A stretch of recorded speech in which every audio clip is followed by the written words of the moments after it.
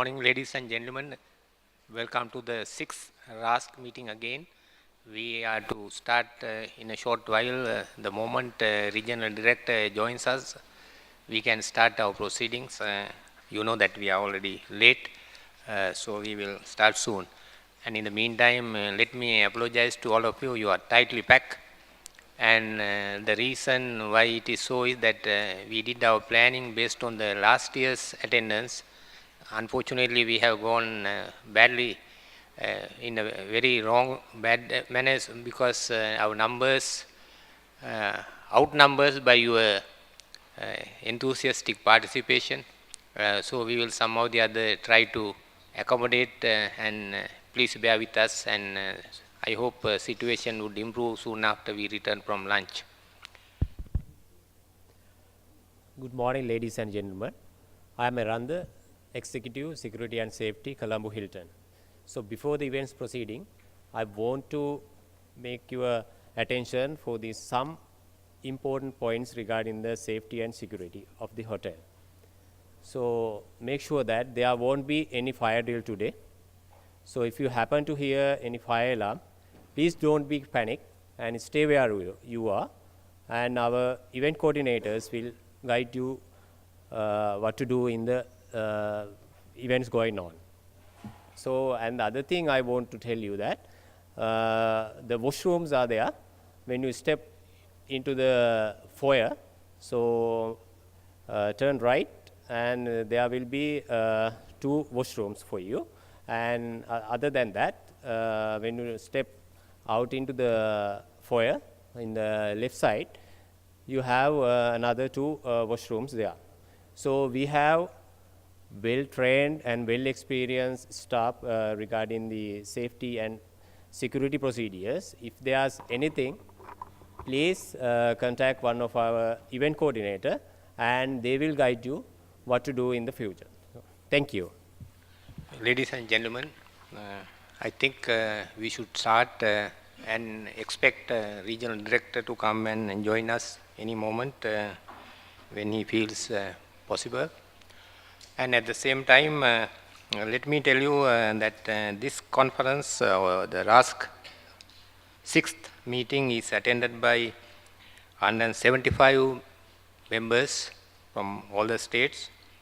So there are 144 foreign nationals. So we are extremely happy of the amount of response that we have received. So I think in order to save time, we will go ahead with the agenda, and if the agenda presented under Rascf Epic 6 WP1, if it is acceptable to you, then we can start working on that basis. Let me welcome our regional director, Mr. Arun Mishra. Okay, now we are in a position to start as per the program given. Mr. Arun Mishra here with us. And first item is the opening remarks by the Rascf Epic Chair.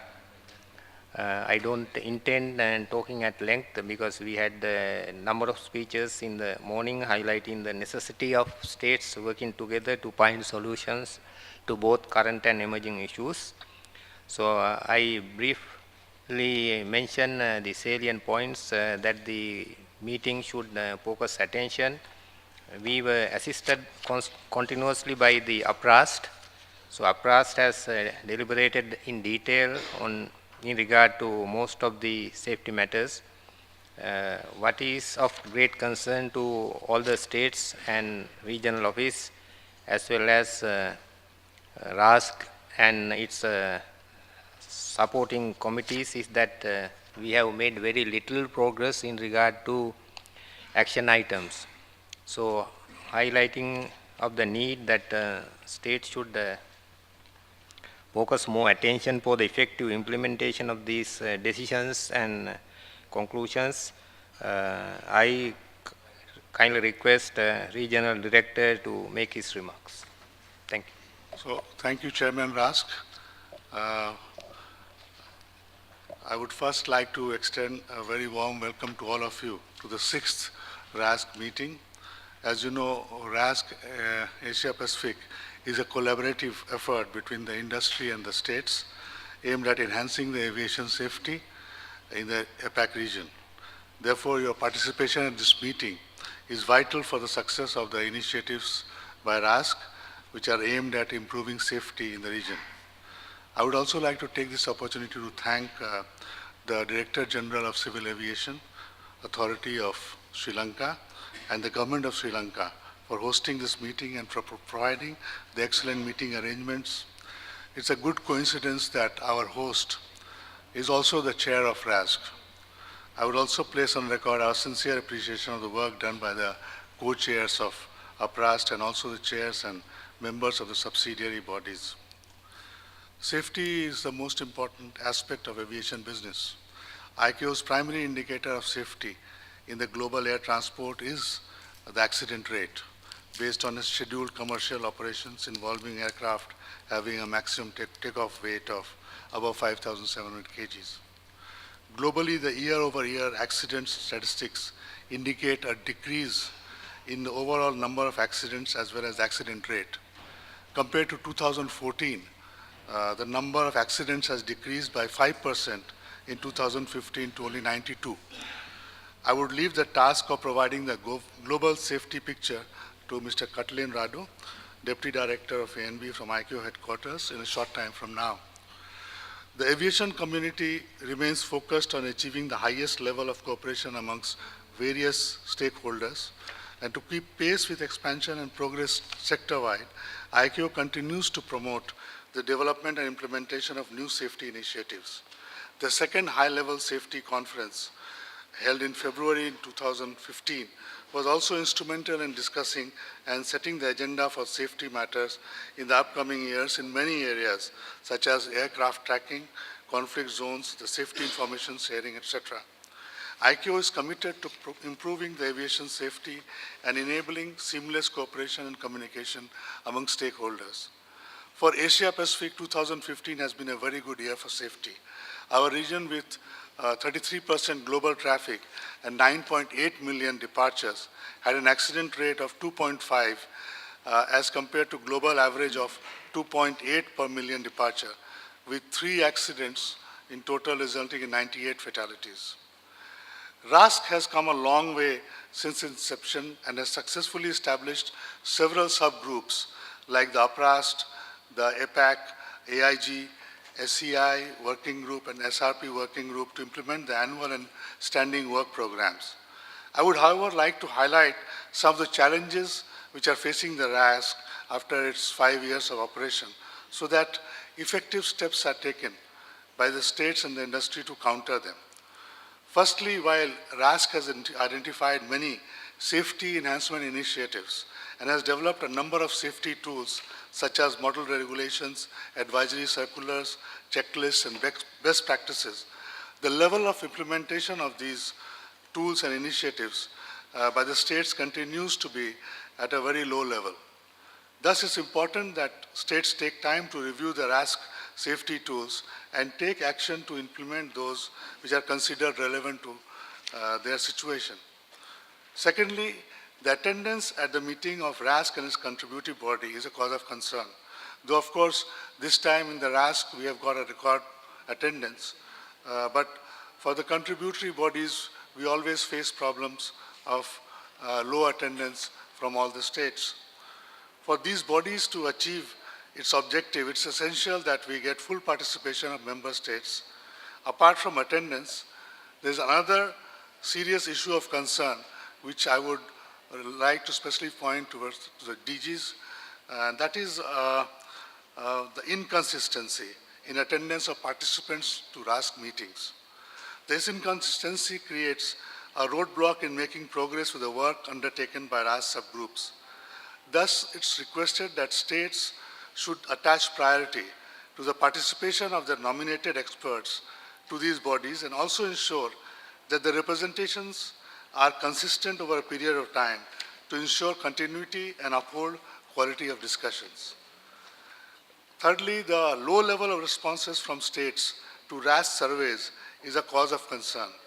Since RASC activities are data-driven, hence comprehensive feedback from the states is essential, and otherwise RASC finds it very difficult to proceed with its decision-making on items that are dependent on states' inputs.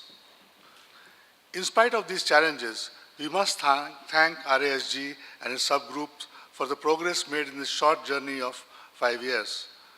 The publication of Asia Pacific Annual Safety Report, development of many safety tools to address the deficiencies, conducting training on priority areas are some of the notable work done so far. As we look to the future, auditing will continue to be an important safety tool, but the real advancement in safety will be driven by data. An enormous amount of data is generated by every flight. Governments, airports, and air navigation service providers also possess a lot of data. IATA generates data from the safety audits and reporting programs. Engines and airframe manufacturers have important safety data. So there is probably no other industry globally that generates so much of data. The need now is to share the data amongst the stakeholders and then correlate and interpret them in a manner which would enhance safety. I would like to urge this meeting to review the RASG work program to ensure that the RASC work program are not only realistic, but also reflects the regional needs.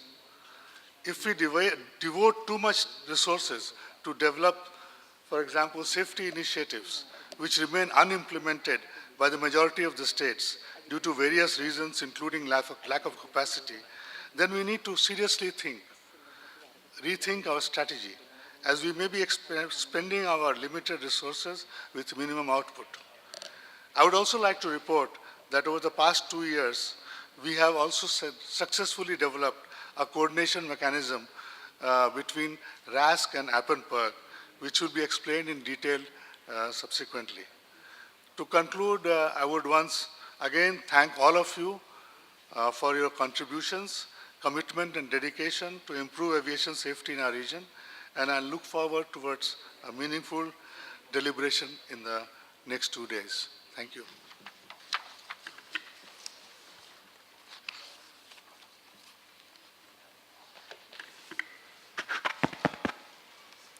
Thank you, Region Director. As per the program, we are to have the group photograph as well, so there is some preparation required for this, so we will let you know as to when we can go for the group photographs. So we will go on as per the program from the second item. So we finish the first part, first 2 items, opening remarks by the chairman and then the remarks by the regional director. So I invite Deputy Director SF, IK Headquarters to do the overview of the global aviation safety. You want to do the introduction of participants? It is somewhere here, no? Yeah, before that. Or else, Regional Director suggests me the 4th bullet be brought up, introduction of participants. Of course, this particular arrangement of the whole is not very conducive for the introduction of participant in the way it is arranged. So when we do that, if we can please stand up and show your face to the audience, probably it would be more meaningful. So, you agree? So with that, we will start from our right hand side and DGCA Pakistan start, please. I am Air Marshal Asim, DGCA Pakistan, and good morning to you all.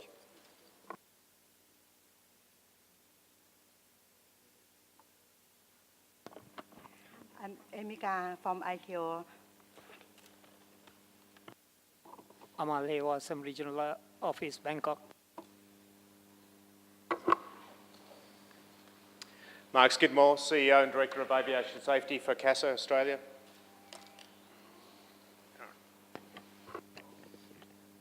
Air Vice Marshal Ehsan, Chairman Civil Aviation Bangladesh. I'm Wong Lee Gelson, DGCA Bhutan. Hi, I'm Fauzi, Chief Operation Officer, Department of Civil Aviation, Brunei Darussalam. Thank you. I'm Liu Qingwei from China. I'm Kelvin Tan, Senior Operations Officer from Hong Kong, China, Civil Aviation Department. Good morning all. Stanley Poon, Acting Director, Flight Standard and Licensing, Macau, China. Good morning. Haydar Yalçın, Deputy Director General of Turkish Civil Aviation and Vice Chairman of IQ Rascf4 Group. Thank you. Good morning, Alongot Pulsuk, DGCA Thailand. Good morning, everyone. Shekhar from IKO APAC Office, Bangkok, Regional Officer. Thank you. Good morning. I'm Alan Shum from Hong Kong. I'm Marisa Bricky, Chief Technical Advisor, COSCAP, South Asia. Good morning, Wayne Chapin, Chief Technical Advisor, COSCAP, North Asia. Good morning, Lalit Gupta, Joint Director General Civil Aviation, India. Good morning, everyone. Vinolia Salesi from Tonga, Civil Aviation. Good morning, George Tindro, Civil Aviation Authority, Fiji. Good morning, everyone. This is a typical Croy delegation. It's headed by Mr. Kim Bang-myung, Deputy Director General of GACA. Thank you. Good morning, everyone. I'm Yasutomo Yokokawa from Japan Civil Aviation Bureau. Good morning, everyone. I'm Novi Rianto, Director of Air Navigation, DGCA Indonesia. Good morning. I'm the Deputy DG for the CAP Philippines. Good morning, everyone. I'm Sanjeev Gautam, DGCA Nepal. Good morning. Azharuddin Abdurrahman, Director General, Malaysia. Thank you. Good morning. Ibrahim Rashid from Civil Aviation Maldives. Good morning, everyone. I'm Jenny Lee, Air Traffic Management Division from the Civil Aviation of Hong Kong, China. Good morning, Vincent Wong, also from Hong Kong, China. Morning, Buntang Simon from Department of Civil Aviation of Laos. Morning, everyone. My name is Chin from Laos DCA. Thank you. Good morning, everyone. I'm Executive Director, Airports Authority of India, Aviation Safety.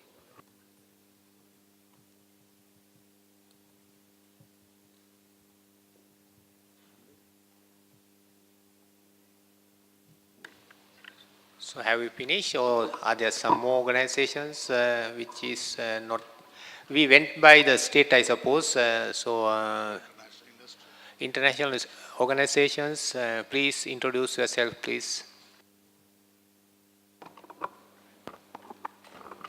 Good morning, Mike Zenkovich, Deputy Director of Flight Standards Service, Federal Aviation Administration, United States.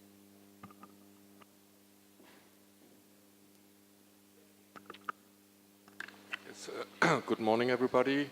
International Federation of Air Traffic Safety Electronics Personnel. I'm Thorsten Wehe, the Executive Secretary. Good morning, everybody. Good morning, the Wenxin IATA delegation. Good morning, I'm Captain Ishtiaq Hussain, representing International Federation of Airline Pilots Association, IFALPA, and I'm the Regional Vice President, Asia West. Council. Good morning, everyone. I'm Chiang Hai-Ing, Council's Director for Asia Pacific Affairs. Good morning. I'm Nancy Graham, President of Graham Aerospace International, and I'm here as a consultant to Google X, Project Loon. Matt Mulhern, the Operations Manager for Project Loon. Good morning. Kurt Edwards, Director General, International Business Aviation Council. Good morning, Captain Ministro representing Airbus from the Flight Op Support Office in Singapore. Good morning, everyone. My name is Elvin Liao from the Association of Asia Pacific Airlines. Right. Good morning, everyone. Ben Alcott from the UK Civil Aviation Authority. Sosanta De Silva, Deputy Director General, Flight Safety, Head of Delegates for Sri Lanka.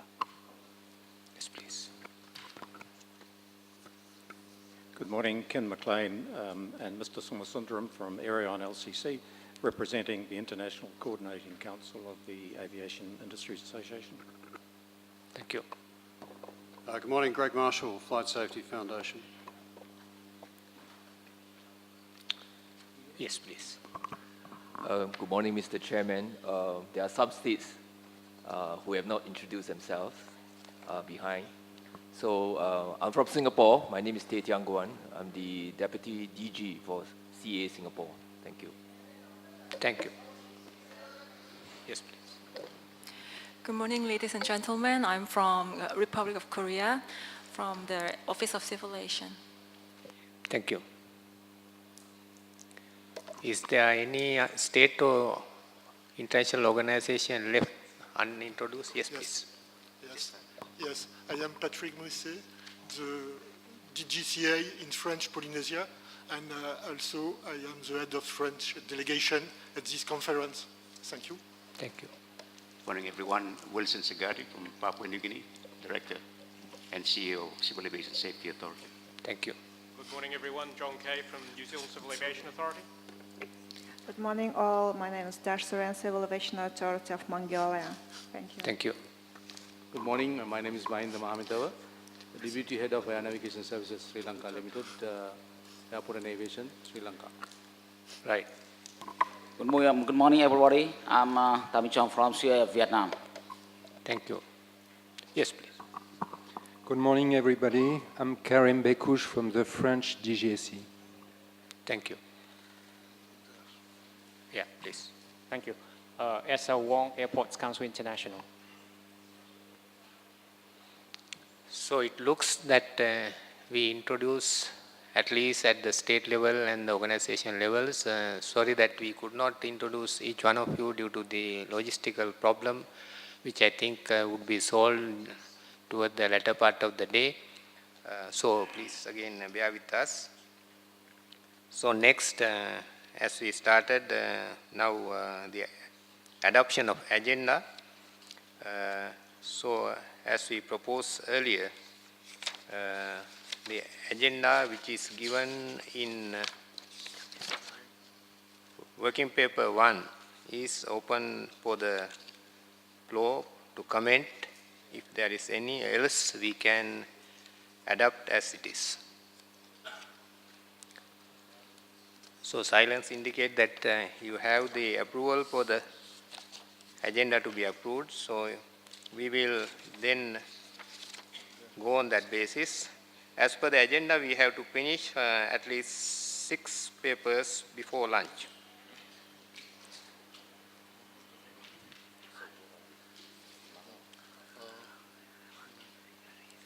Sorry. Yeah. So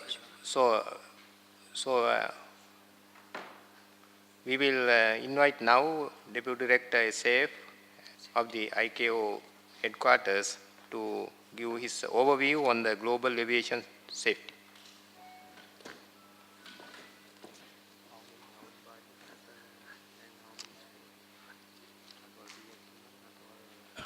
Good morning, ladies and gentlemen. It's a great pleasure for me to be here with you. As always, APAC region, it's one of our main focus in terms of safety challenges.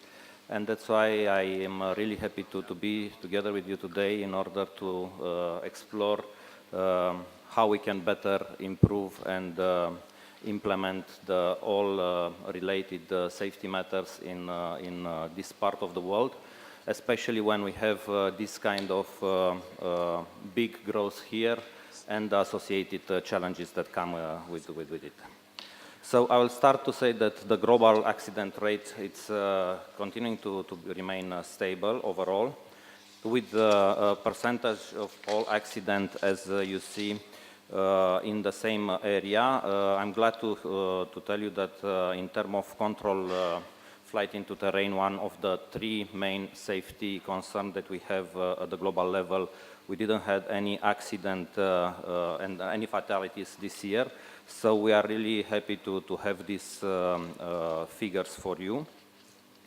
In terms of the main producer of accidents globally, the runway safety, even if in terms of fatalities it's the lowest one, we have a look on this one because it's quite important as a number and as a driver for further possible risk that might appear from this area.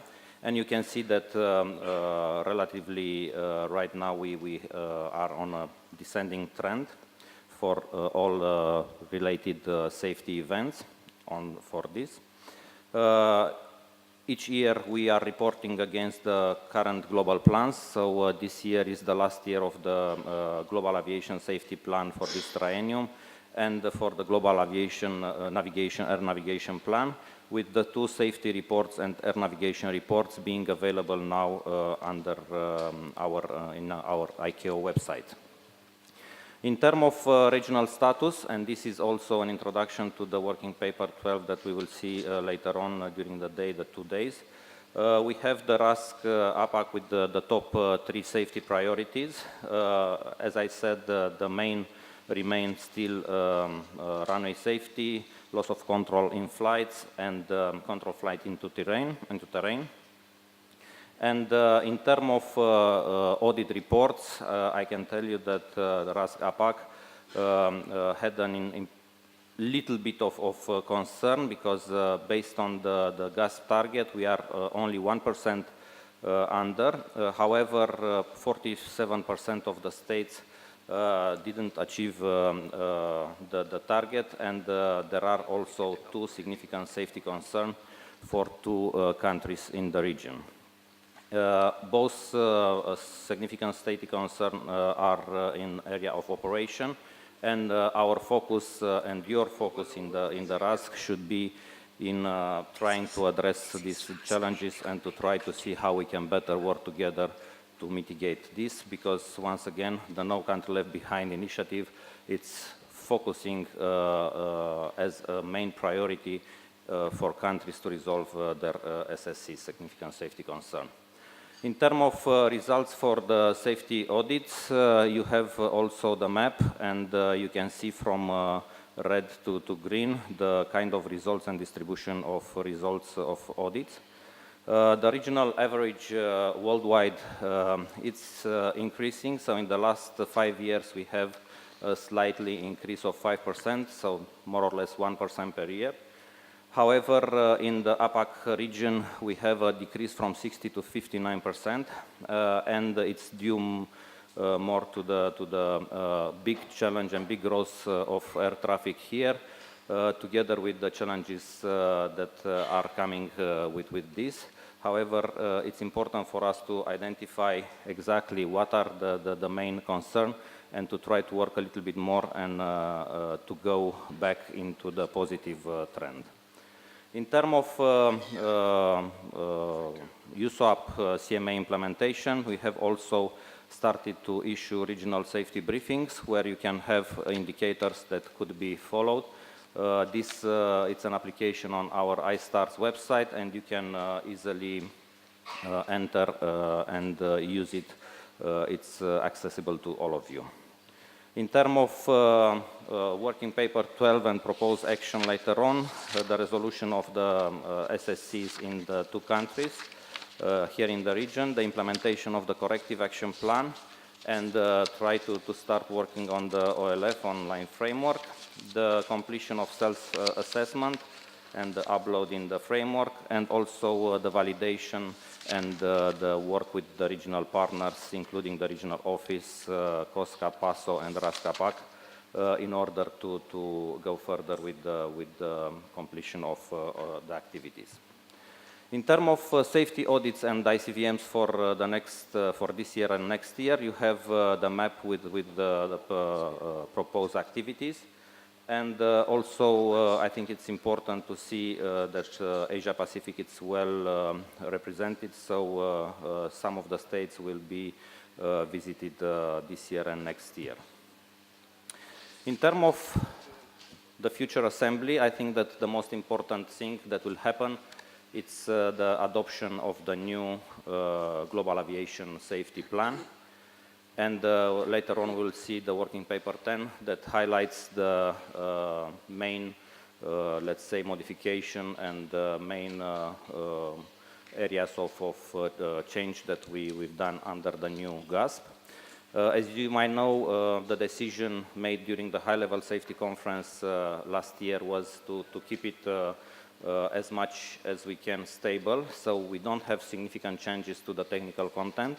We just try to simplify the way the document is used, and we had the same remaining framework with a slightly adjustment on the long-term objective, replacing 2027 with 2028 in order to align with the assembly and ICAO editing cycles.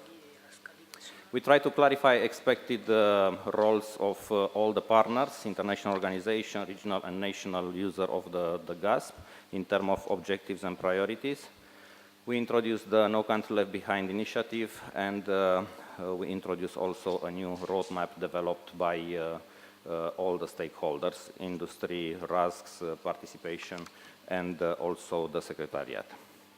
In terms of proposed action, we want you to support as much as you can the endorsement of the new edition of the GASP during the next assembly, trying to start establishing the national and regional priorities in order to be clear that the GASP objective will be reflected at the regional and national level, and trying to provide your feedback for the next edition of the GASP for the 2020-2022 edition, because what is important to be known, you as a Rascf will be the main driver for the next objectives and target of the GASP. So the idea will be to have your input and your cooperation in trying to define exactly what will be the next target in order to have at the global level all the elements and data that are coming from the regional level.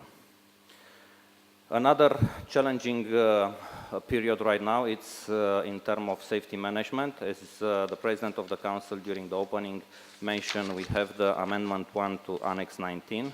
It's a quite heavy amendment, and because of that, we put in place a plan for deploying the whole Annex 19. In Working Paper 11, you'll have a detailed program that it's now on the screen with the entering into effect on 18th of July. So this month we had effective this amendment, and with applicability date on 7 November 2019, so 3.5 years from now.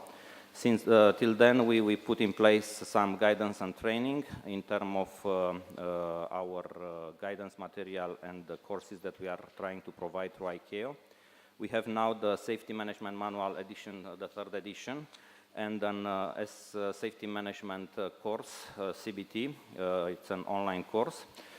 We just had one of our partners having under Trainer Plus recognized the Safety Management for Practitioner course, and I want to invite all of you that have developed safety management courses to try to work with our colleagues in the Global Aviation Training Unit to recognize your courses and to be part of the whole package that we try to put in place. This is one example, but you are all welcome to participate in this. We want to update, and right now it's on the final stage, the update of the CBT, the computer-based training on safety management. And also we are trying to do some promotional video and to prepare some materials to explain exactly how the deployment of the whole implementation of new amendment will go further. The safety management panel, it's prepared to come up in July with the new guidance material. So we will have the 4th edition of the, and the website, the 4th edition of the Safety Management Manual. And by the way, you will have the opportunity to comment and to give your feedback starting January, February next year for 2 months. And I deeply encourage you to come back with some feedback and comments to be sure that the manual will have all the inputs coming from your region. Also, we will have the latest update on the course, online course, and also the SSP gap analysis tool updated with the new PQs. Also, this will be followed with a series of safety management symposia. We envisage to have 3 of them, and also regional seminars for each region, starting early 2018. In terms of audits, as you might know, no safety management or no audits on this area will be done till the end of 2017. There are some voluntary assessment done for some countries that express their will to do it. On the contrary, we will start working for the new PQs related to the new Amendment 1, and will be ready somewhere in the second part of 2017. Starting with 1st of January 2018, we will start auditing on selected states. And I highlight this because it's important to know selected states means only for the states that want to participate, because the effective date, the applicable date of the Amendment 1, it's November 2019. So we will start auditing only for the states that consider themselves that they are ready. So if a state says, okay, we don't need 3 years and a half, in 2 years we'll finish the implementation, you can come to us and we start an audit based on the new PQs developed for the new amendment. And that's why we said audits on selected states using the new developed protocol question. And we will continue from 2020 after the entering into effect of the Amendment 1 with the full process of auditing states for all the PQs and for all the states. So it's in terms of audit. And if you have any kind of questions, just let me know during these days, because it's important for you to really understand the process. And it's important for us to let you know that we have this mechanism in place just to be sure that if state, we just modify from an initiative to a program, ICAO program, highlighting the importance of that ICAO is giving to this initiative. And we consider that it's one of the important programs that should be followed and implemented around the world. In terms of regional implementation support programs, in addition to the program Rascf, you have in here other initiatives at the regional level, and also some example in the other region of the world.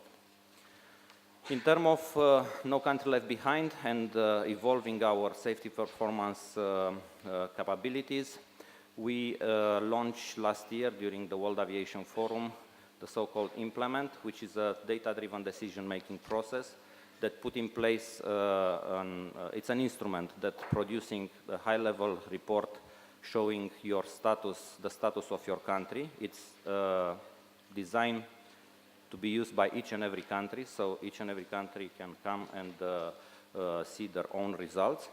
Trying to facilitate the enhancement of implementation rate by prioritizing the area where you should go and try to work firstly in this area, and also to try to provide you as a state with a business case in order to show the world that investing in safety has a return of investment. Of course, that all our partners, our safety partners, the international organization, are coming, and the ICAO is waiting for their strategy to complement the No Country Left Behind initiative. In terms of briefings, as I told you, we have some high-level briefings. We have the state safety briefing for each and every state, regional briefings, safety briefings, and you can make your own grouping of states or entities to see exactly if you are interested in. Aerodrome briefing, and we are preparing the airspace and airline briefings. Hopefully they will be ready by the assembly. In terms of process behind the implement, the one that it's trying to enhance the facilitation of implementation of standards, Here it's a little bit complicated on the screen, but I try to explain as much as I can. We start with the reporting on the current state risk, and this is the state safety briefing, where you have your performance dashboard for each and every country with a set of indicators that shows you where you are in terms of safety performance. Based on that, we try to go into a direction where you'll have a prioritization based on not only on the effective implementation, but also based on the traffic that you have in your country. And this is the way where we try to make the difference between states and to say, look, not all the profiles of the states are the same. There are states that are receiving more aviation, like the small touristic islands where you have a lot of people coming, but no aviation at all, domestic or international.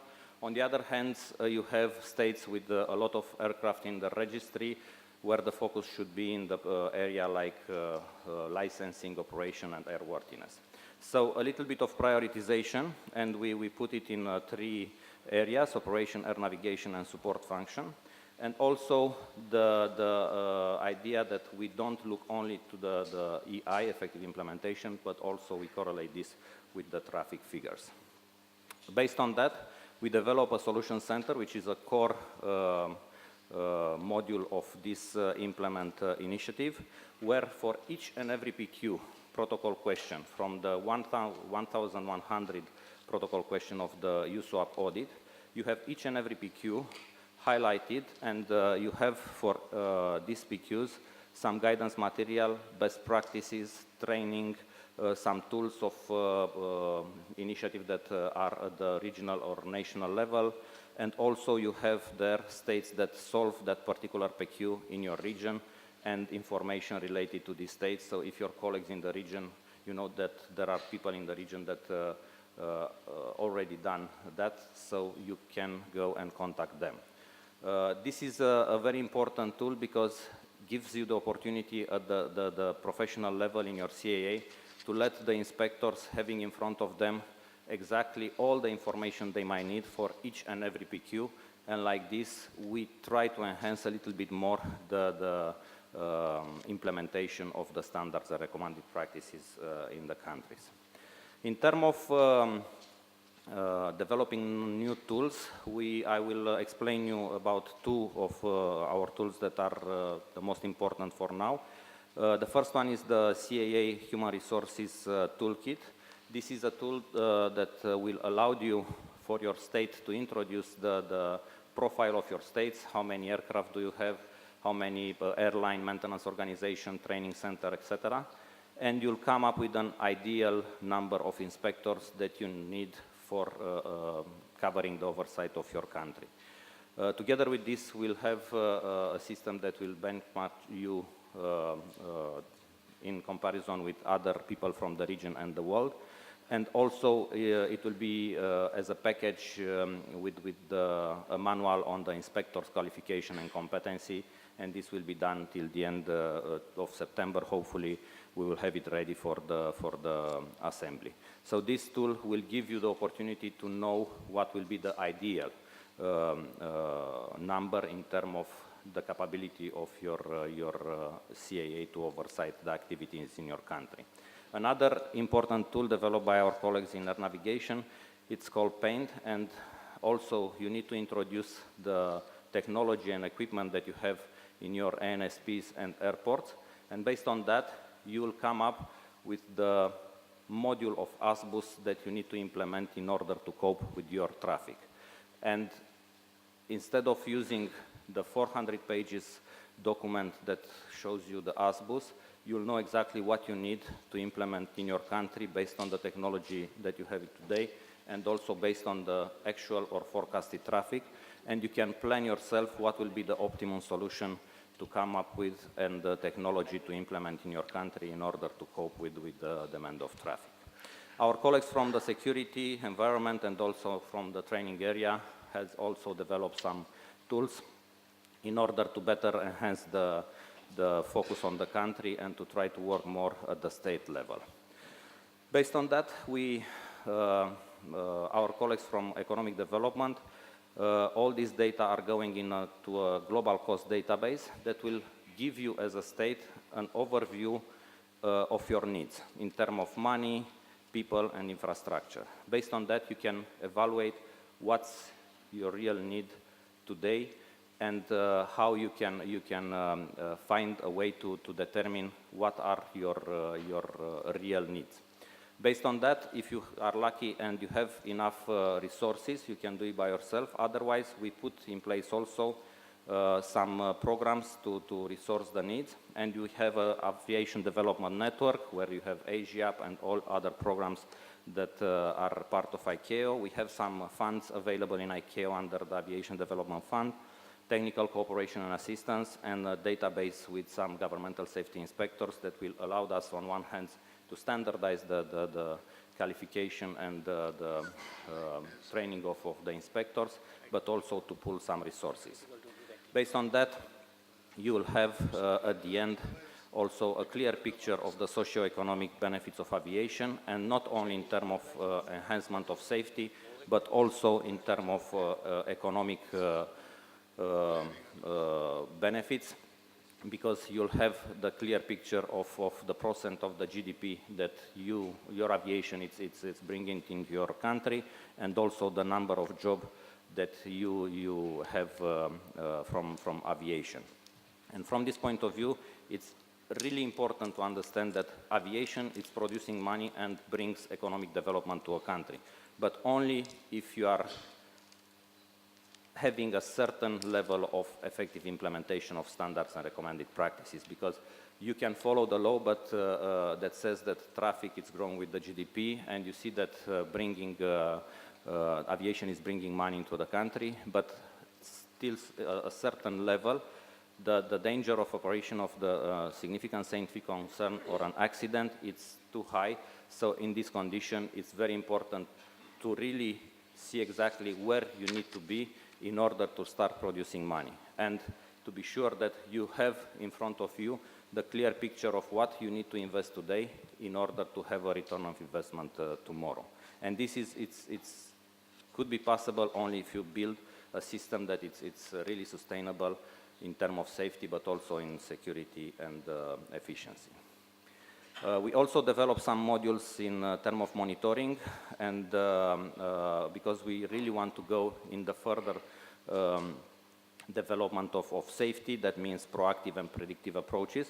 And because of that, we put it in place some elements. For example, having some processes in the CAA that could be automated, where you have tools or software developed in your own CAA or by third party that will be endorsed by ICAO. And if somebody will use in their CAA this kind of processes that are endorsed by ICAO, by default, when we'll come up with the audit, USWAP audit, you'll have green light on your and the validation on your protocol question.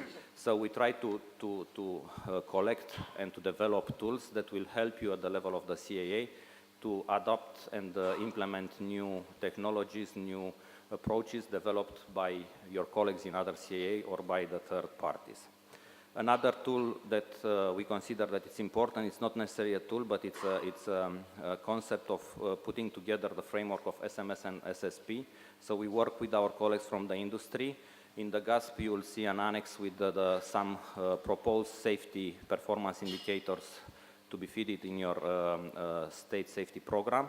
And we want to and we have from the service providers, the main professional association, sets of KPI that will fit their SMSs.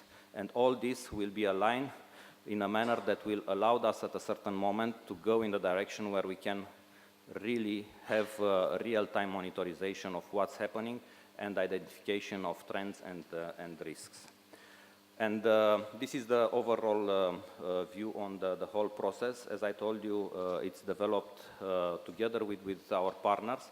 And it's the main, let's say, backbone of the No Country Left Behind initiative, because once again, it's important to know what's your status of your country, what should be done, and how we can help you to come up with a business case that will allow you to know exactly what are your needs and how much you need to invest today in aviation in order to have some economic benefits for the future of your state.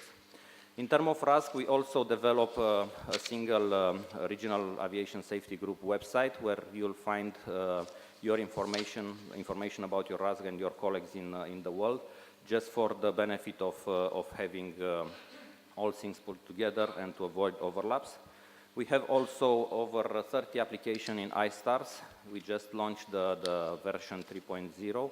And we have more than 2,000 users registered in iStars. If you are not already registered, please do it, because we have an extremely useful tool for analytics, and I think that everyone will benefit from the use of these tools.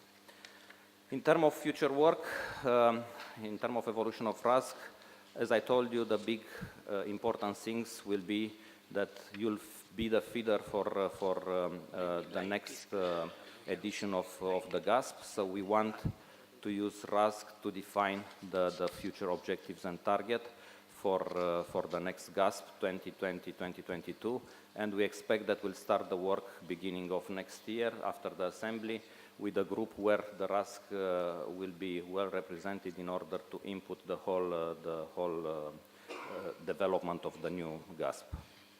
In terms of helping the states, so coming back to the region, it's important to see how you can help states to define and to work with us to define their own specific targets, because as you know, every state it's different, and you cannot find two states that are the same. So the important thing is how to pass from the 60% effective implementation as a global target that will stay to a more dedicated and targeted safety targets that are dedicated for each specific state. So you'll have for each and every state a specific target based on some important characteristics and performance indicators.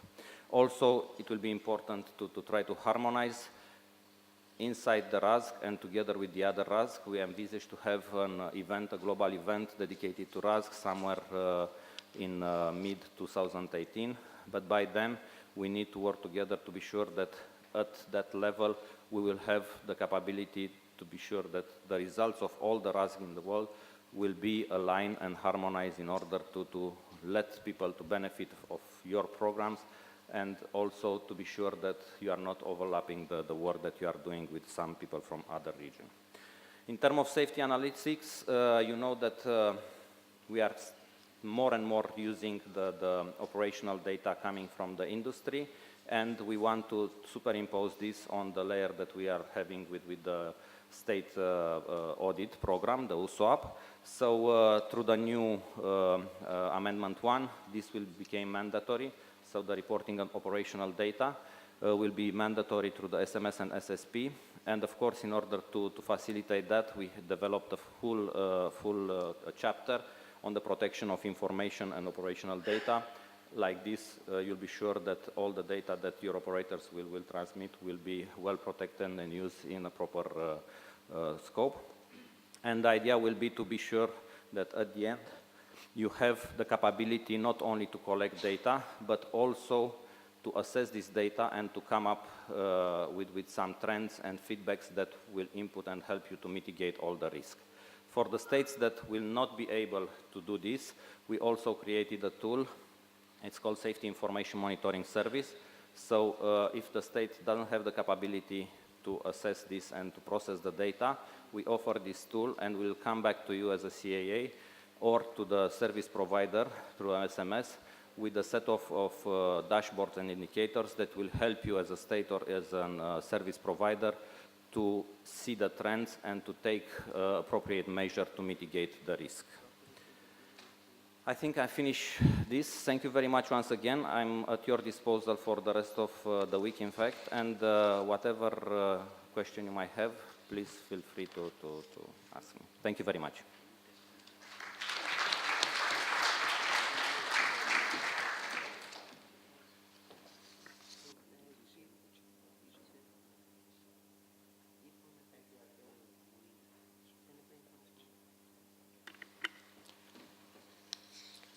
Thank you. It was a very comprehensive overview of the global aviation safety. And during this paper, we were reminded of the GASP new edition 2017 to 2019, and states were requested to develop their national priorities and targets in line with the regional priorities and targets. And we were reminded of the Annex 19 major amendment that will be effective November 2019, and ICAO will start auditing states based on the new amendment effective 2019. And also we were adequately brief about the benefit states can have from iSTARS and iImplement. And I think it gave a lot of insight into the benefits and facilities that are available through the ICAO information system, especially through iSTARS. So with this, floor is open. If there is any comment or any clarification needed by any of the members here, please, it is your time now. Any comment?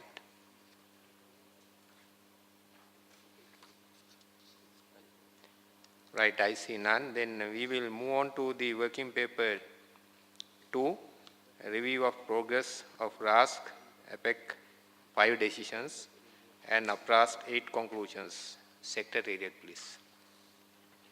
Good morning. WP2 is on review of progress of RASC APEC 5 decisions and APRAST 8 conclusions. RASC APEC 5 was held in Manila, the Philippines, on 26 to 27th October 2015, and 26 decisions were adopted at the meeting. APRAST 8 was held in Bangkok, Thailand on 28 March, 1st April 2016. APRAST 8 conclusions that are currently not included in the RASC APEC 2015-2016 work program requiring RASC APEC guidance approval are listed here. On this working paper, paragraph 2.1 states that based on the progress updates on RASC APEC 5 decisions presented at APRAST 8, the meeting recommends that with the exception of RASC APEC 5 decision 5/6 on the implementation of ICAO runway safety go teams, the other 25 RASC APEC 5 decisions be considered closed, as actions have been carried out to meet the intent of these decisions. Taking you to paragraphs 2.3 to 2.7, those paragraphs list the items that have already been closed. And paragraph 2.3 to 2.8. And the action by meeting is, the meeting is invited to review the progress of RASC APEC 5 decisions as summarized in paragraph 2.1 and attachment A. Item B is endorse APRAST recommendation to close the items as described in attachment A. And finally, to endorse APRAST 8 conclusions as described in paragraph 2.4 to 2.9 and attachment B. I present. Thank you, ICAO. So this paper is now open for comments of the floor. Any comment? Co-Chair APRAST, any comment on this?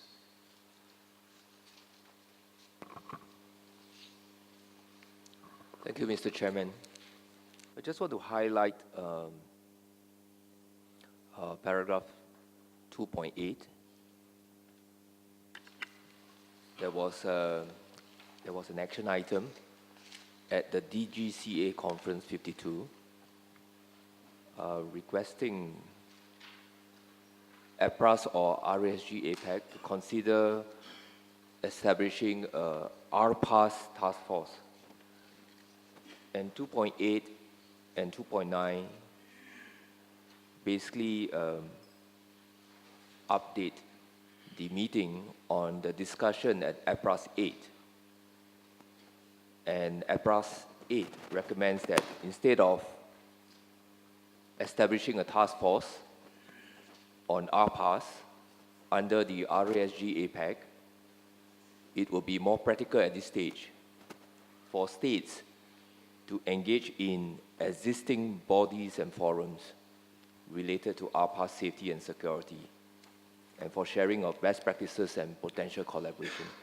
So other than the other conclusions that were mentioned in this paper, I thought I should highlight this particular action item, which will go to DGCA conference later on this week. Thank you, Mr. Chairman. Thank you, Apras Kocha. Any comment to that?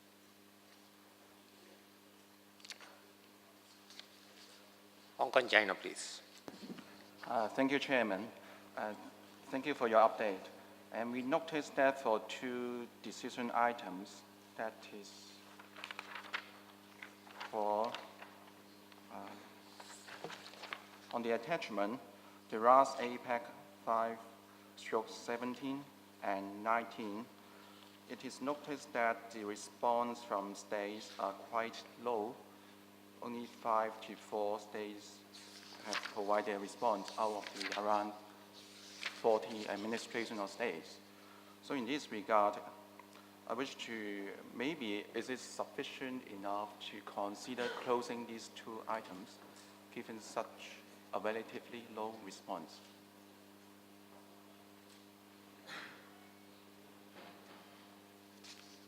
You have any comment, Secretariat? Can you please repeat?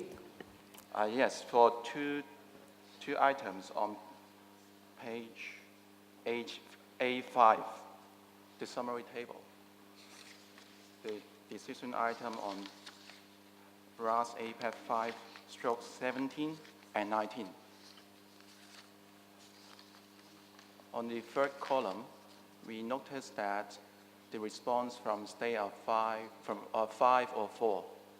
The first row, the 3rd column, 5 states provided a response, and for the RAS APEC 5/19, the 3rd row, 4 states provided a response.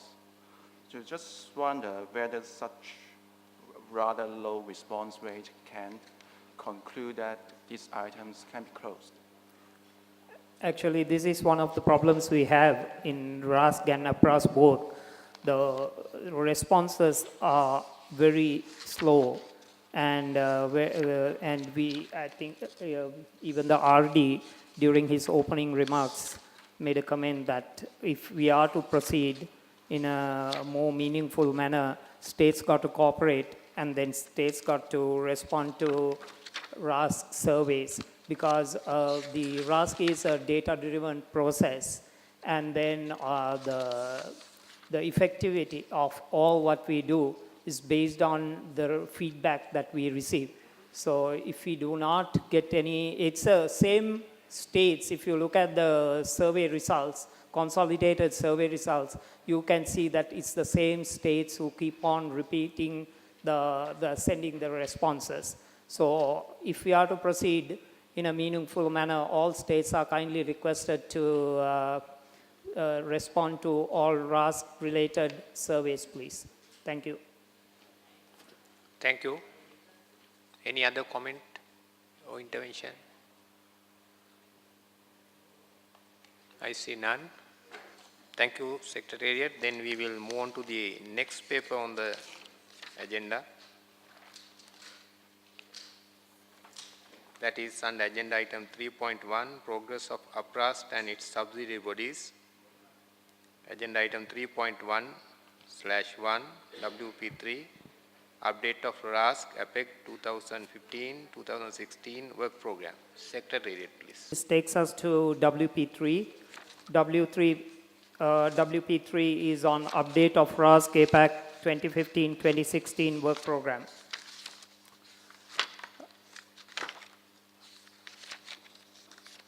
The 2015-2016 yearly work program was approved at the RASC APEC 5 meeting, which was held in Manila. in October 2015.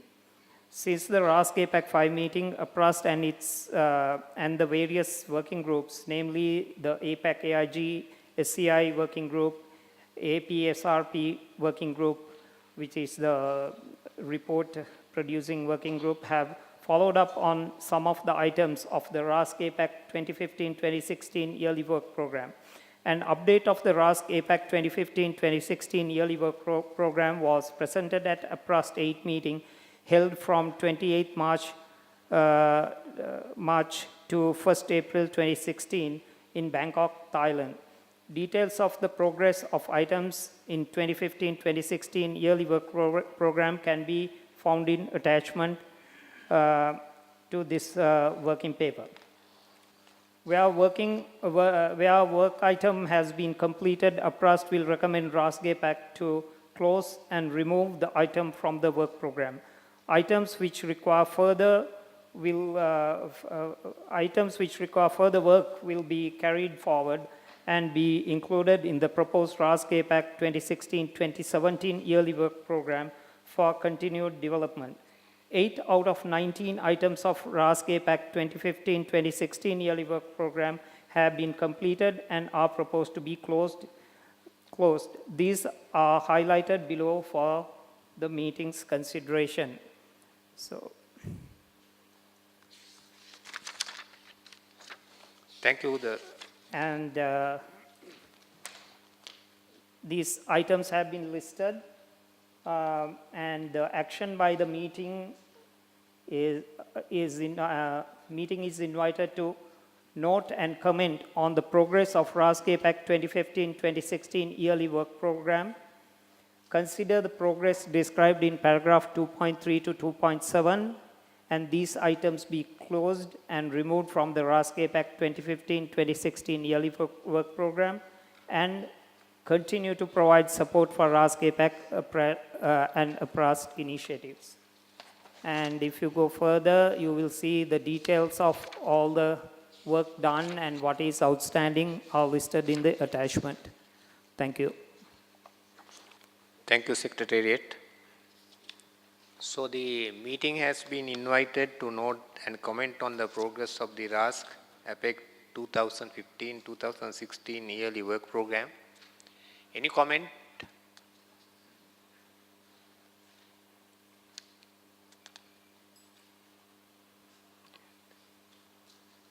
Meeting has also been, Regional Director, please.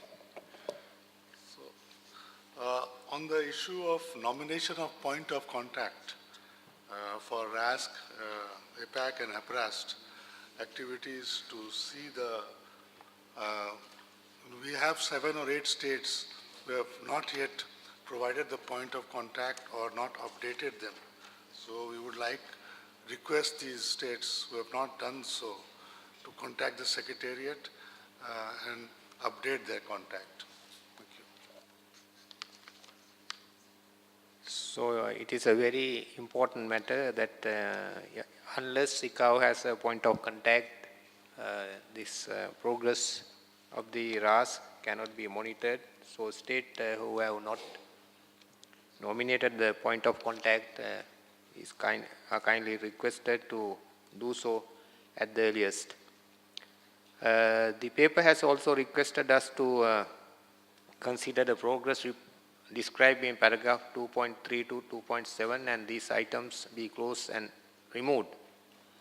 So any comment on this? Can we close them and remove from the yearly work program? So I see no hands, so it means it has the approval. Then continue to provide support for the RASC and APRAST initiatives. I think that is very important for us to promote safety as a collective group. So we encourage states to collaborate with each other as well as with the regional office in this regard. So unless a state has any comment on this, we can go to next paper. Before that, I need to look at the clock. 12:35. As per the agenda given to me, it is time for lunch. This lady is waiting here to make an announcement. Which lady? Ah, right, okay. So housekeeping announcement by our compeer, please. Ladies and gentlemen, this is just for your information about lunch arrangements. After your session is over, lunch will be served in Ballroom 1, which is where we had the opening ceremony this morning. The buffet is served in the foyer outside. So when you go and have your buffet, make sure you collect your wrapped cutlery from the buffet table and then head over to have lunch in Ballroom 1.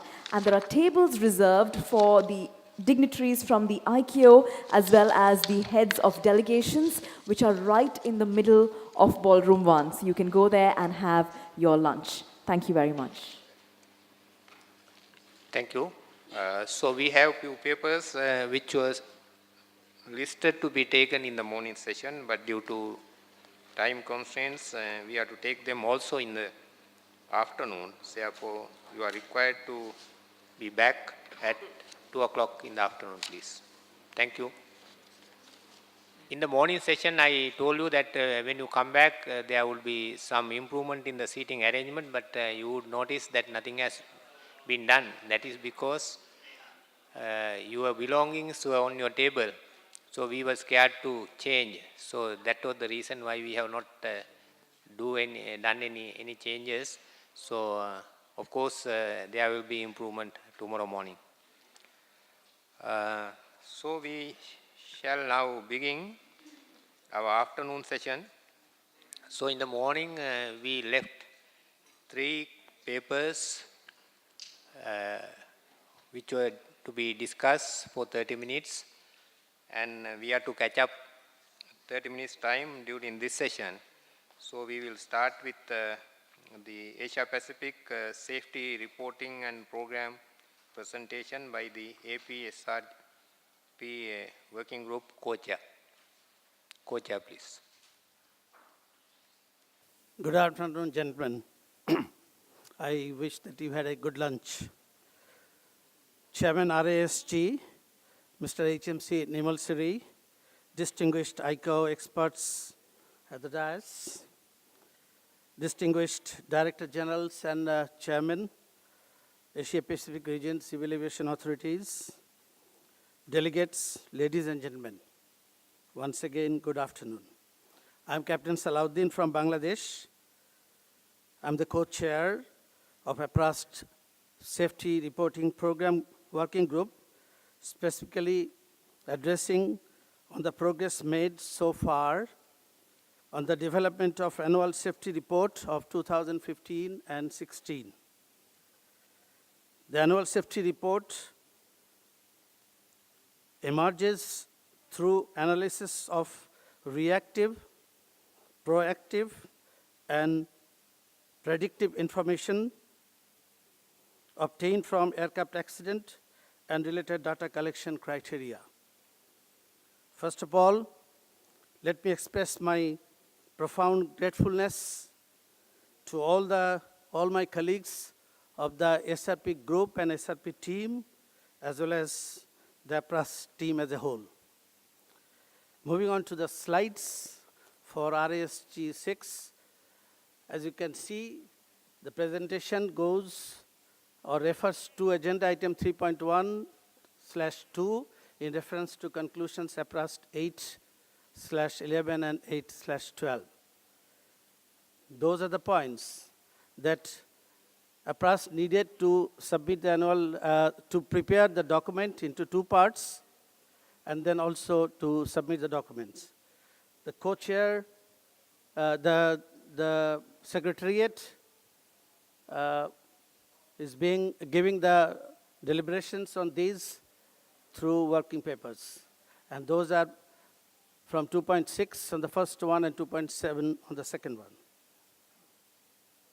Since RASG APAC 6 is taking place in August, now there has been insufficient time for the SRP working group to submit the draft 2016 annual report for the approval of RASG 6.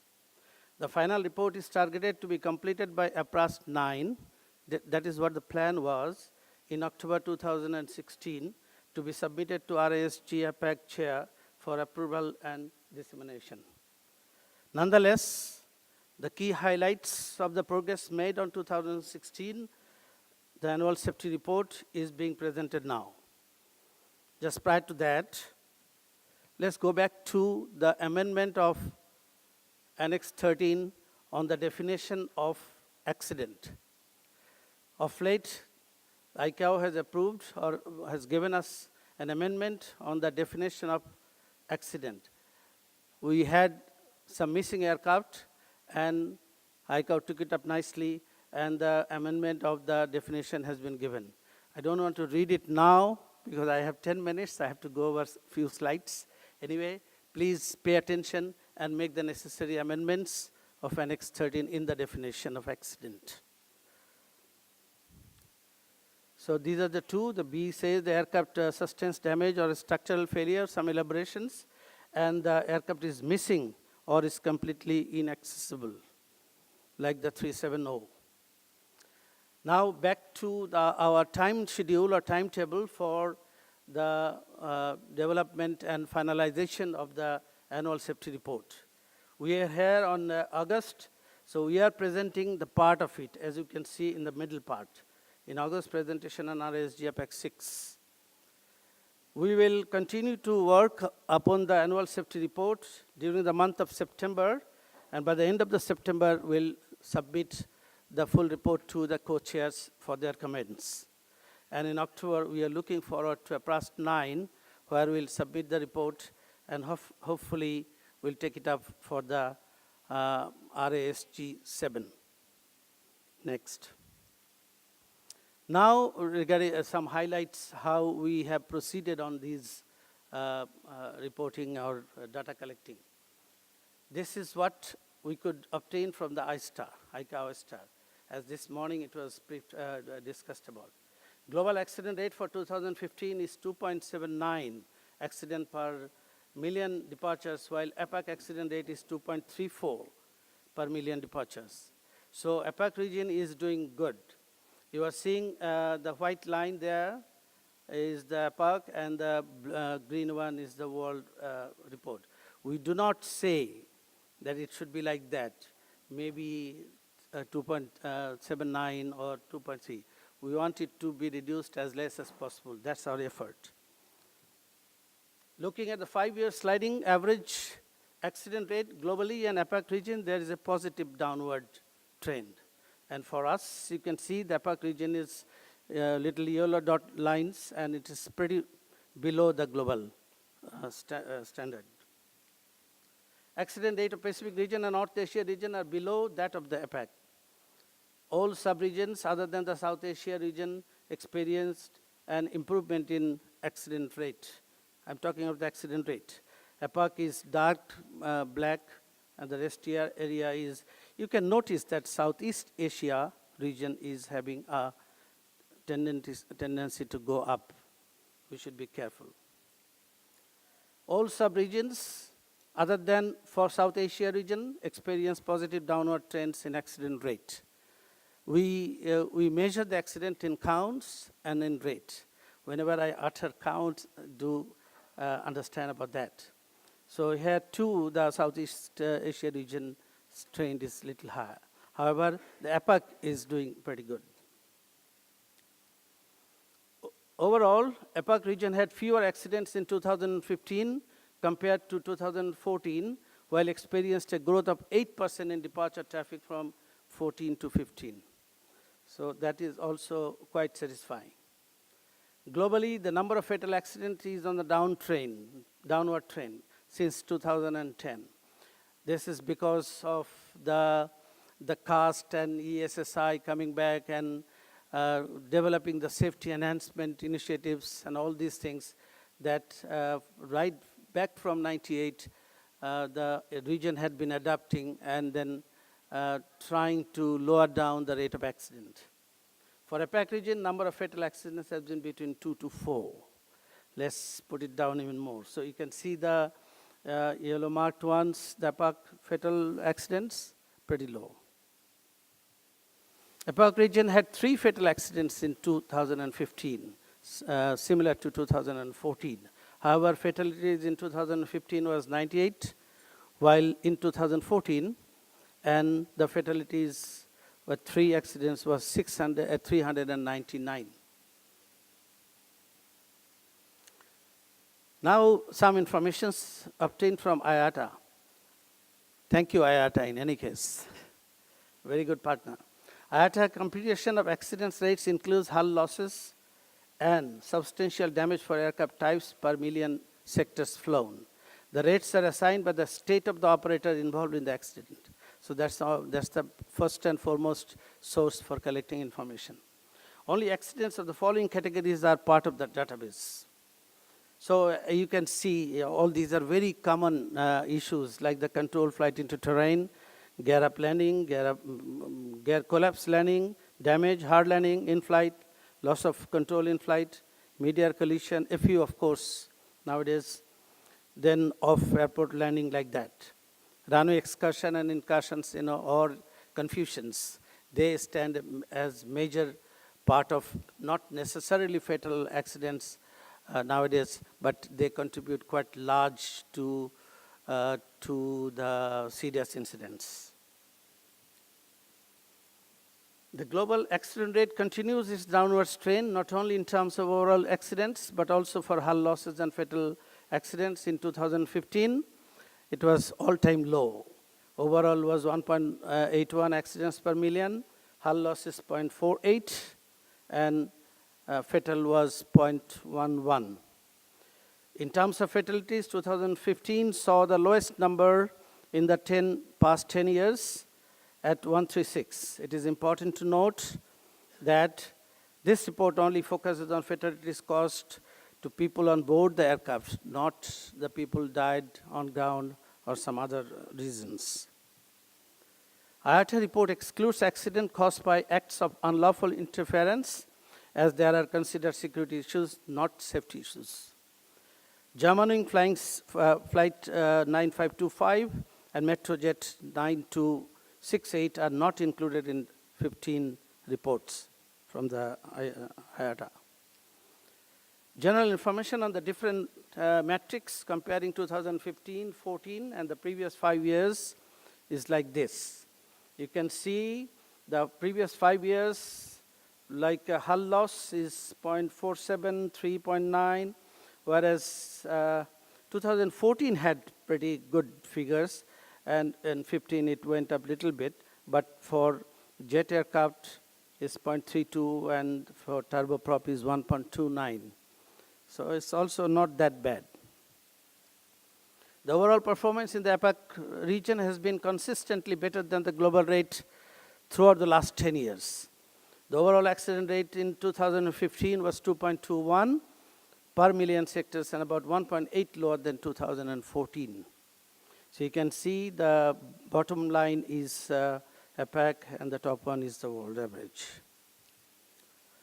Now, in order of count and rate, the count rate, you can see all other regions. The APAC region is keeping rather moderate. In 2014 is 22 and 2015 is 24, something like that. However, the Middle East is keeping pretty good records. And rate-wise, the Asia Pacific is 2.25 and 2.21, which is also not that bad anyway. According to the last 5 years data, the APAC region ranks itself as the second lowest accident rate for hull losses at 0.60 hull losses per million sectors, and for substantial damage at 1.56. When comparing to global rate, APAC's hull rate was 30% lower than the global rate. So you can see that APAC is just on the second one is pretty low there. The hull loss rate in APAC has shown to be consistently lower than the global rate, reaching a frequency of 0.55 hull losses per million sectors in 2015, although higher than the previous year, and which is slightly different. Anyway, it's still below the average, you can see. The bottom one is for the APAC. Runway excursions, hard landings, and in-flight damage were among the top 3 accident categories in the region for both past 5 years and then 2015. These are shown in the next slides. Just see the slides, you'll find that the big lines are for the runway excursions, hard landings, in-flight damage, gear up and so, and then it is reducing in other areas. So both on 2011 to 15 is like that, 2015 alone is similar, and again the rate-wise is almost same figures, these 4. When looking at the 10-year trend for these 3 accident categories, a slow but consistent decline is observed for runway excursions and confusions, etc., but a small upward trend in the rate in the last 3 years. So the world is the red marks, and the blue is the Asia Pacific. So it's almost at par in this particular runway excursions or incursions and confusions. And hard landing, it used to be pretty bad, and it is smoothing down, but of late we are getting some reports that hard landing incidents or accidents are taking place recently, 2014 and 15. But other than that, the in-flight damage is reasonable within limits. 3 more areas that still remain: control flight into terrain, loss of control in flight, and the runway excursions or incursion, what you call it, or confusion. That if you see that significant decrease is observed in the last 5 years, reaching the rate so and so. For the control flight into terrain, loss of control in flight is almost stationary. At times it goes slightly up, and runway excursion, the occurrence rate of the runway excursion is in the region is 60% above the world's 2015. So why these runway excursions or incursions and all these is also because of too many development works are taking place in our region. That could be one of the reasons that at times the taxi tracks or the runways or many places are obstructed or something like that. Perhaps this is the last slide, then within 10 minutes I needed to complete. As shown in slide number 4, if you recollect, the timeline for the development of annual safety report of 2015-16, the APRAST is expected to provide the final report through APRAST 9 in October 16 for onward presentation to RASG 7. Thank you very much, ladies and gentlemen. If you have any question.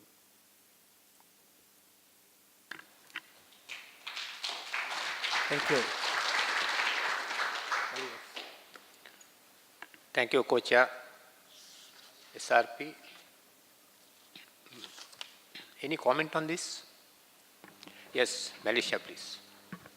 Thank you, Mr. Chairman. Thank you for the report, comprehensive report on especially on the definition of accidents. Timely that we redefine accident. However, I would like to know when we define aircraft when it's missing. The word missing, as you all know, we have struggled with MH370. We propose that there should be a timeline of when we should declare the aircraft is missing. And in the Annex 12, I think, when you officially terminate the search and rescue, then the aircraft is considered missing. You have to relate these two definitions.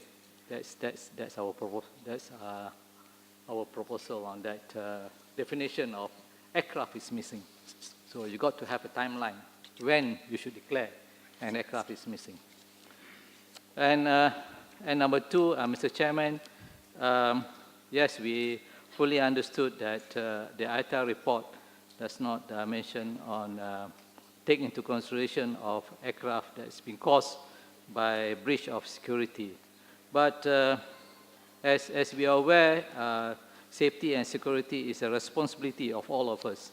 And there should be a note somewhere to say that, yes, there are accidents, but these are caused by security. We just cannot ignore any statistics of accident happens to whatever reason. There must be a note and there must be somewhere to say that there was another accident, like the Metrojet and the German wings, but a reason why it's not being included should be stated as well. Thank you, Mr. Chairman. Thank you, Malaysia. Any other comment?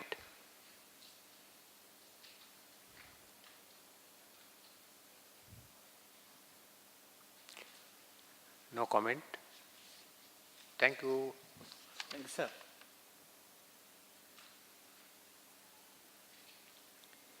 So we will move on to the next paper. That is working paper 4, update on work done by the APAC Accident Investigation Group. Secretariat, please.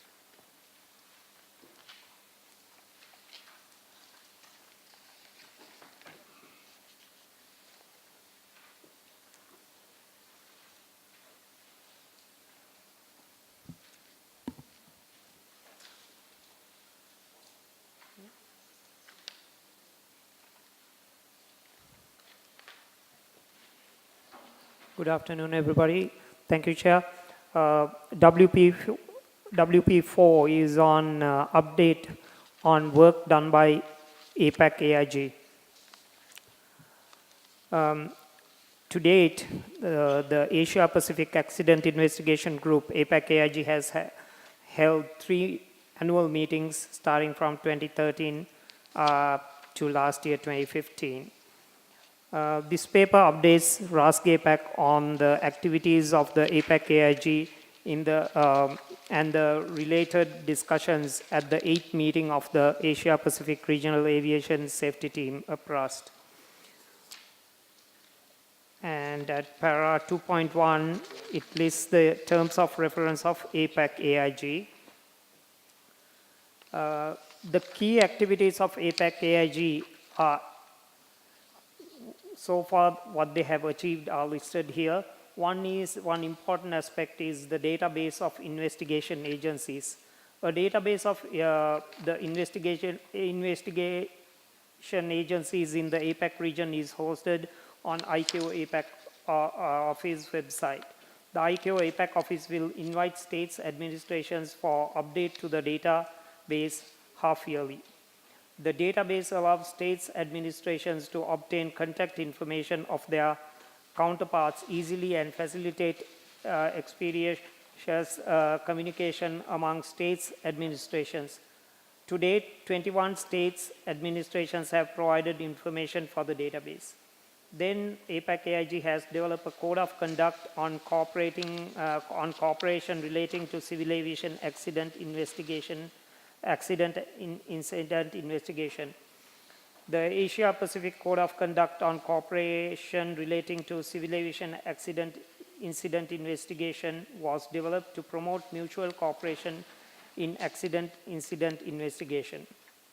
To date, 18 states administrations have pledged their support to the Code of Conduct.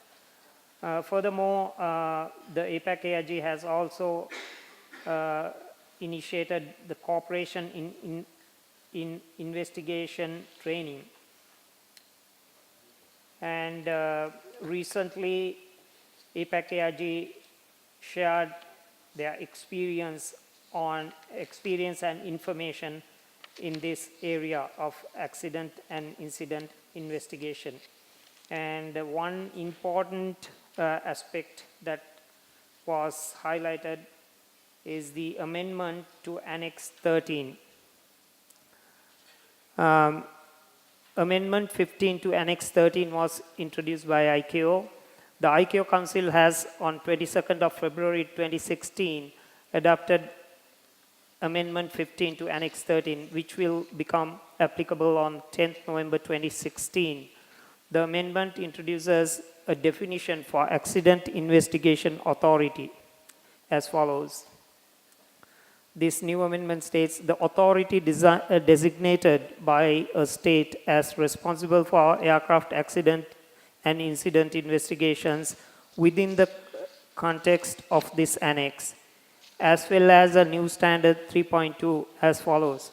A state shall establish an accident investigation authority that is independent from state aviation authorities and other entities that could interfere with the conduct or objectivity of an investigation.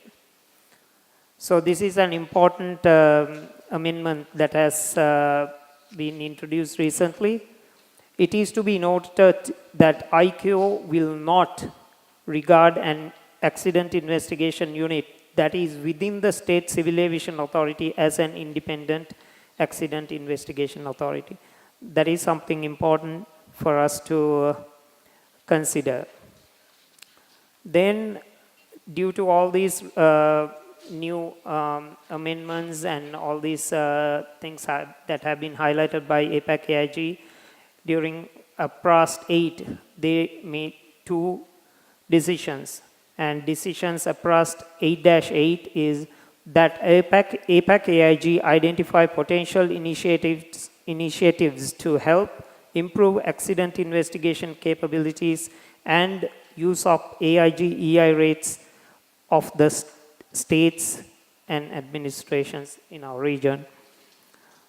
And also there was another conclusion made that ICAO APAC office remind states administrations to provide their response to the following ICAO APAC state letters if they have not done so. There are 3 state letters listed under 2.9 of this WP.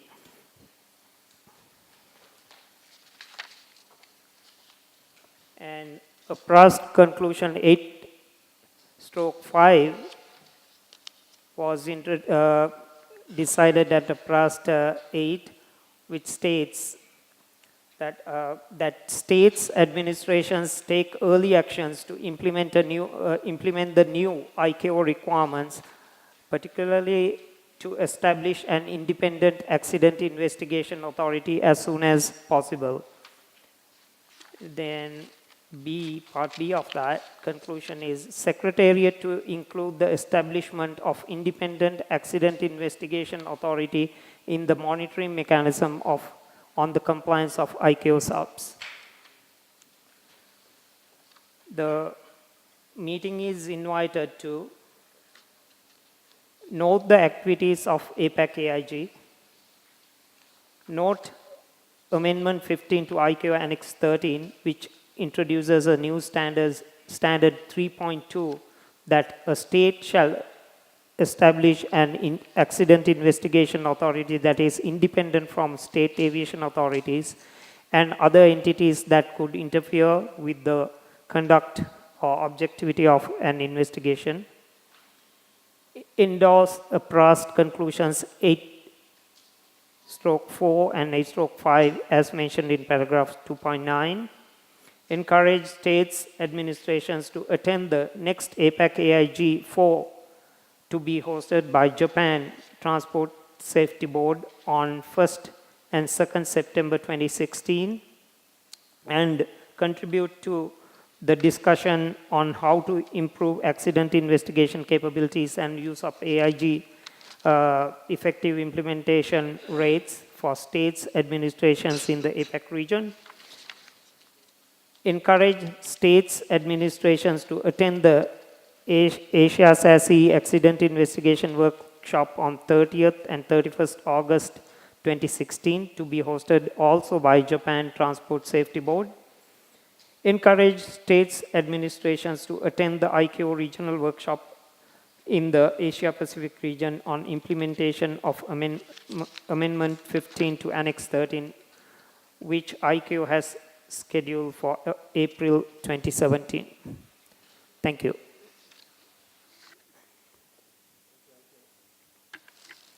Thank you. So paper is now open for comments. Bangladesh, please. So just in the past there had been state letters issued encompassing both the areas. This time the state letter has been issued only for the APRAST AIG 4 for 2 days.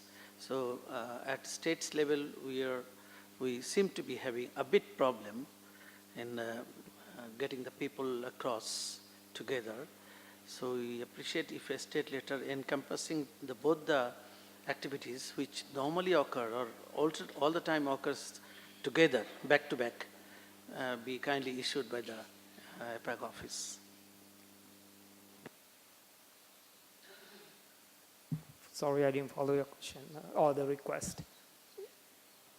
What two events are you talking about? The ACSRC, the workshop events that take place, taking about 3 days just prior to the approved AIG4 in Japan.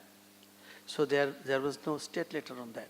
We just request a state letter encompassing both. ICAO doesn't send a state letter on because it's sent by a state. ICAO might copy the state letter or the letter sent by a state, but ICAO never sends state letters inviting people for SASE. There's an administrative reason for that. Thank you for that clarification. Any other comment? Yes. China. And we bet that there will be some coordination between the two subgroups already. And just for example, the proposed amendment to the definition accident proposed by the first subgroup will be coordinated with the AIG group, and also the proposed addition of the definition missing proposed by Malaysia could be conveyed to the AIG subgroup and recommend maybe to ICAO. Thank you. Thank you. Any other comment? I see none. Thank you, ICAO.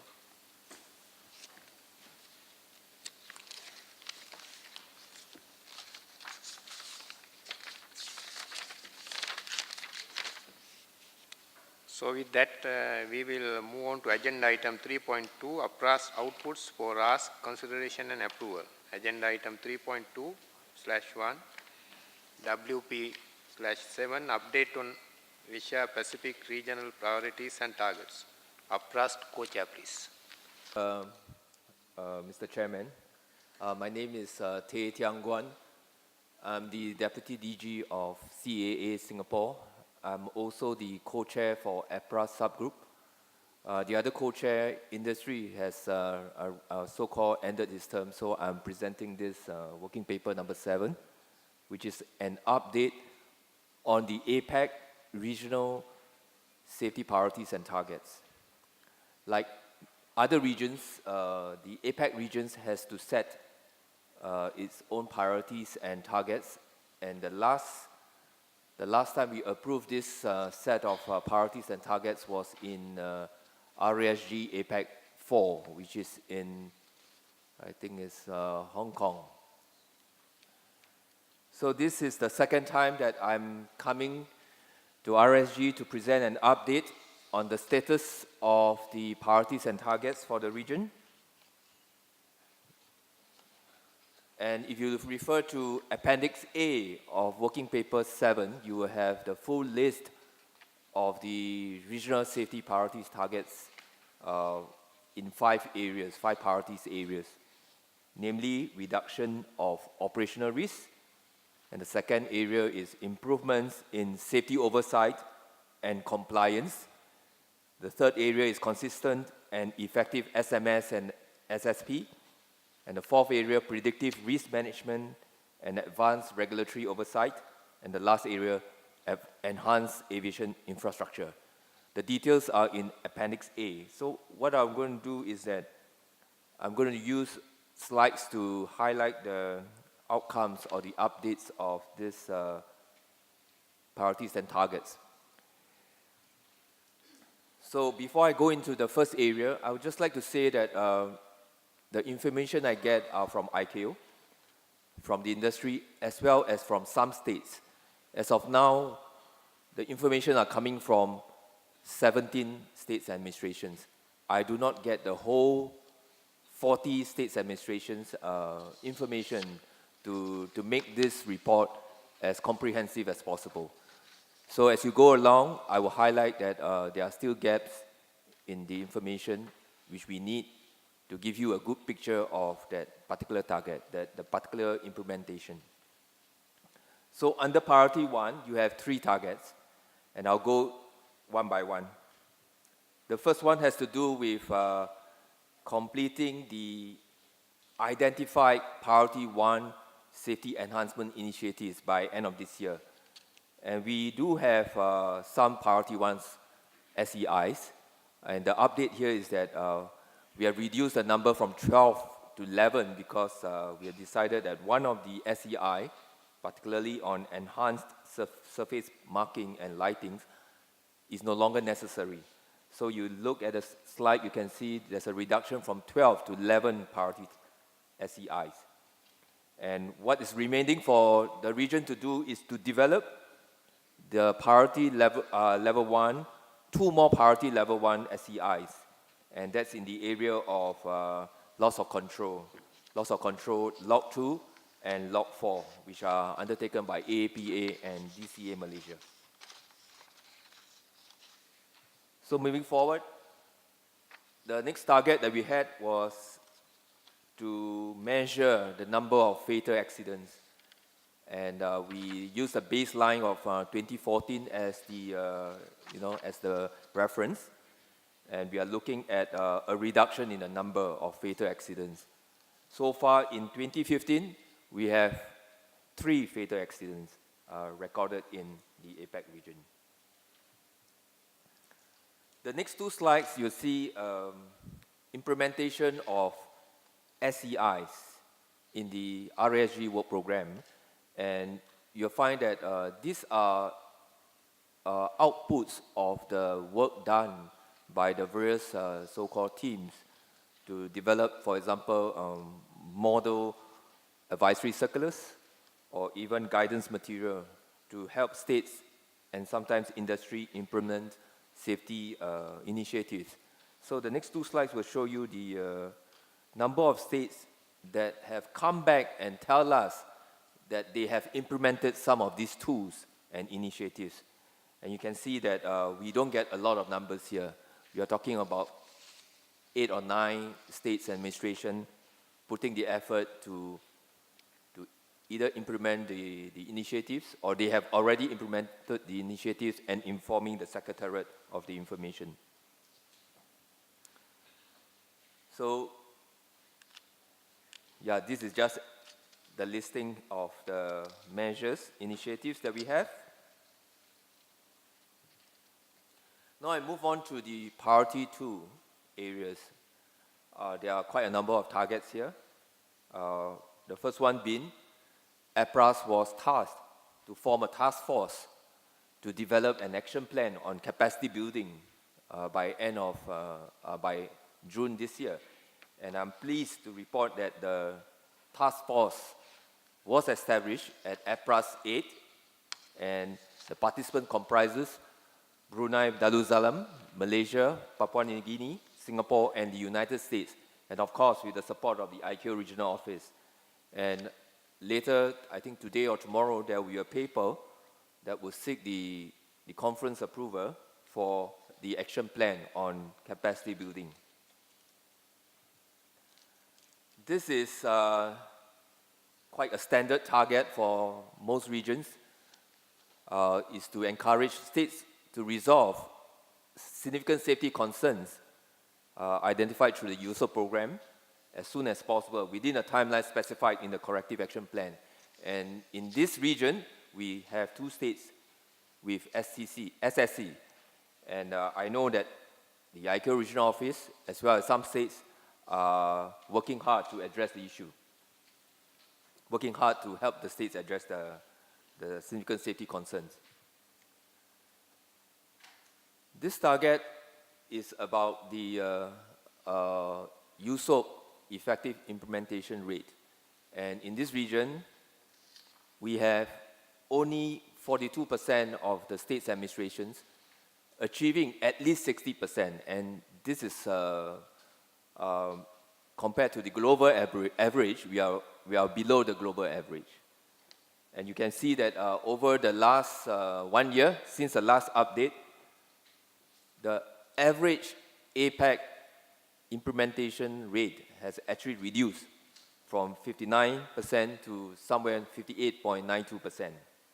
So this is not a very good news for this region, because in the other ICAO regions, everybody has improved the EI rate, but not the APEC region.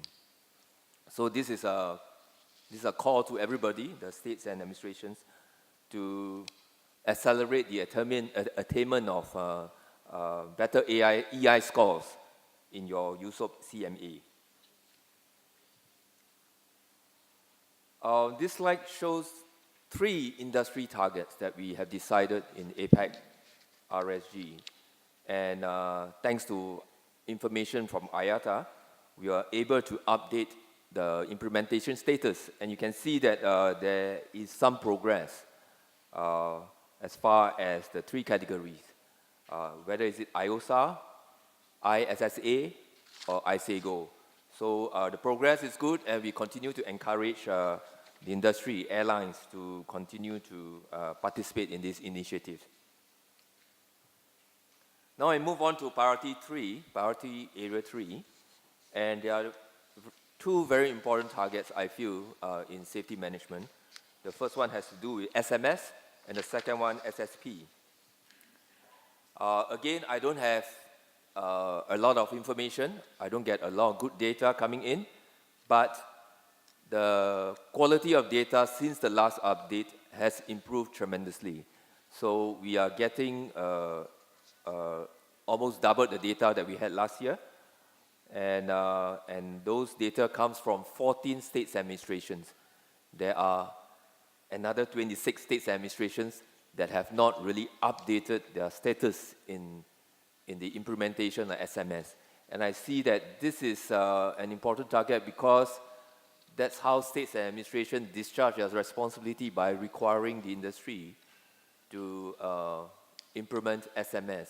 And if the industry do not advance in this area, then the level of safety management will be affected. So here, I'm glad that those who have submitted, 70%, those who have submitted information, 70% of so-called organization requiring SMS has done so. So that's good progress for those states that submitted the information. SSP.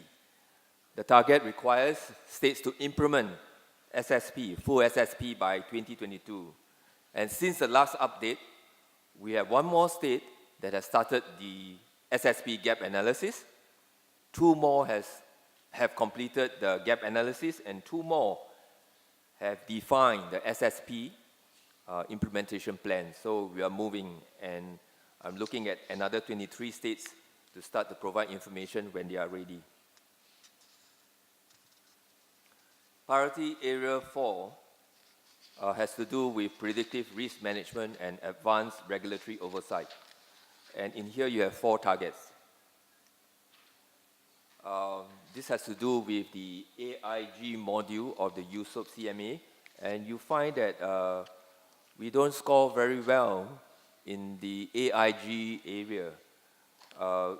We are getting an implementation rate of somewhere between 44% for AIG module. And in fact, the number of states which have attained 60% EI in AIG dropped from 13 to 12. So this one area that I, as a co-chair APRAS, I have asked the chair of APEC AIG to identify initiatives that would help states and administrations to improve this EI rate. And it will be found in the work program for next year. The target here, the next target here is to develop regional mechanism for data collection, analysis, and sharing by 2017. And as you know, there is an ongoing project to do a demonstration of this data sharing in this region, and work is ongoing on a governance plan to help with the so-called the demonstration project in Asia Pacific. And I know there's a working paper coming up later on that will help us to look at the status of this implementation. Next target has to do with 50% of air operators in the region above a certain category participating in some form of flight data sharing initiative by 2016. And you find that 4.5% of such airlines are today participating in some form of flight data sharing initiative. And in this case, the information comes from IATA and is related to the participation of the FDX, the Flight Data Exchange. So there's still a little bit of work to be done in this area. One more, priority 4 targets is for states to provide assurance that predictive risk management is fully effective by 2027. So this is one area where we are monitoring and waiting for the ICAO Global Aviation Safety Plan to provide further guidance on how we could set appropriate targets for this area. Okay, final area of priority, and it has to do with infrastructure. There are 4 targets here. The first one is on the coordination structures between RASG and APANPERB to facilitate the collection of ATM data. And it was supposed to be done by end last year. But there are some progress in this area in terms of coordination. The RASMAC of APANPERB and the SRP of Working Group of APRAS have actually made some effort to coordinate and understand the data that is collected in their forums. And in fact, the RASMAC representative from the China Regional Monitoring Agency attended a SRP working group meeting during APRAS 8 meeting in Bangkok. So SRP working group is still looking at the information to be shared between the two groups, and they will provide an update at the next APRAS meeting in October.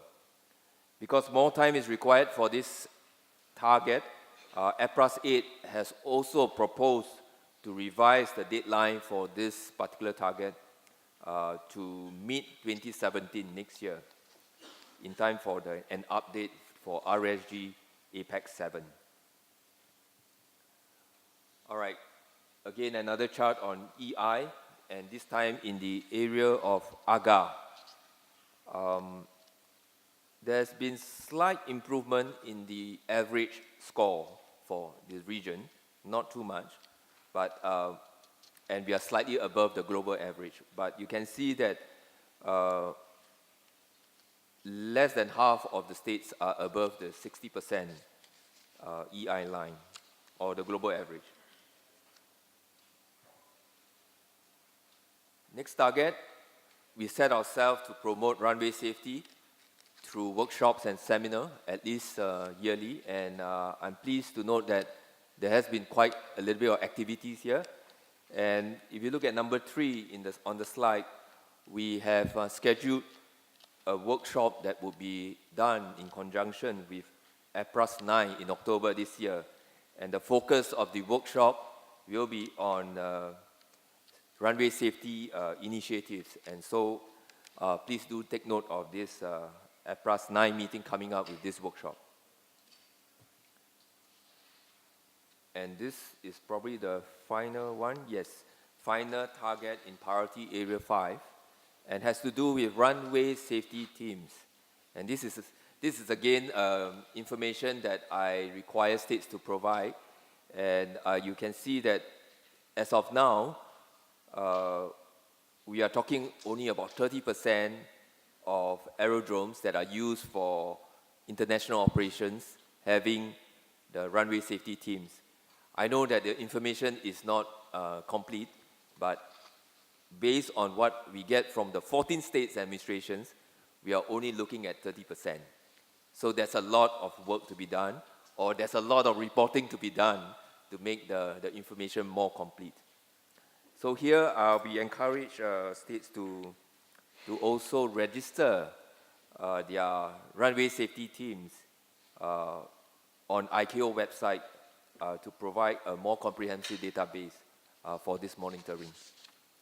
So finally, if you look at the paper, we asked the meeting to note the updates of these regional priorities and targets, and to revise the deadline for the target on the coordination between RAS and APEC from end 2015 to mid 2017. B, we encourage states administration to make effort to provide information for these safety targets, and also to make effort to improve the EI scores in the various areas, and also request the Secretariat to obtain the relevant information from states administrations and industry to help with the monitoring of the progress of the implementation of these targets and priorities. So with that, I end my presentation. Thank you, Mr. Chairman. Yeah.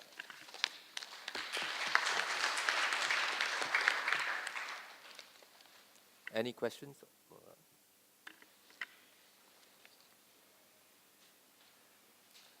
Thank you, Apras Co-Chair, regarding the progress that we have made on the achieving our Asia Pacific region safety priorities and targets. It was a very comprehensive summary which indicates as to where we stand. There are a number of areas that we need to improve. Any comment?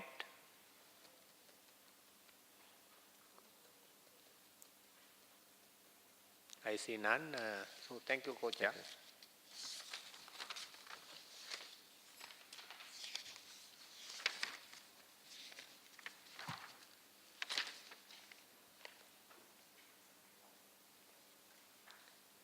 So ladies and gentlemen, it is now we finished the agenda item that was scheduled to be taken up before lunch. So we are exactly 1 hour behind.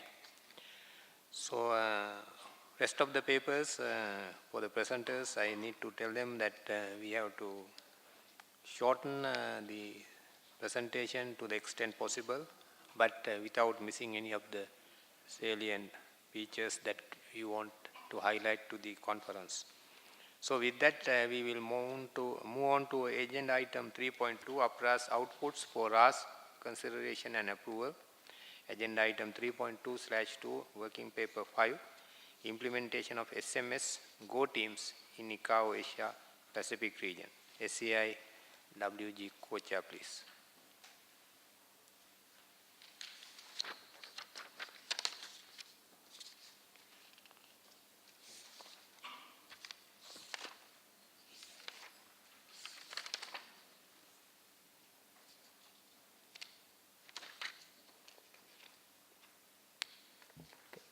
Thank you, Chairman, and good afternoon all. Working paper, okay, I'm Stanley Poon, Acting Director of Fire Standard Licensing, Macau, China. I'm also the SCI Workgroup Co-Chair, one of the co-chair under the APRAS.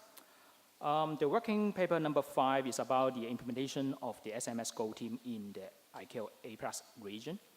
One of the working items in the RSG APRAS 2015 and 2016 yearly working program is to develop the details arising from the Go team concept to support the implementation of SMS for service provider and SSP for the state administrations. Australia, Macau, China, Papua New Guinea, AAPA, and Biman Bangladesh Airline were volunteered to work on this topic. There's a lot of study and discussion have been made on the modality and requirement on how to establish this Go team during the APRAS 6, 7, and 8 meetings. As all of you may recall that as just presentation from APRAS co-chair, one of the APRAS regional aviation safety priorities and targets is that the service provider to implement the SMS by 2017.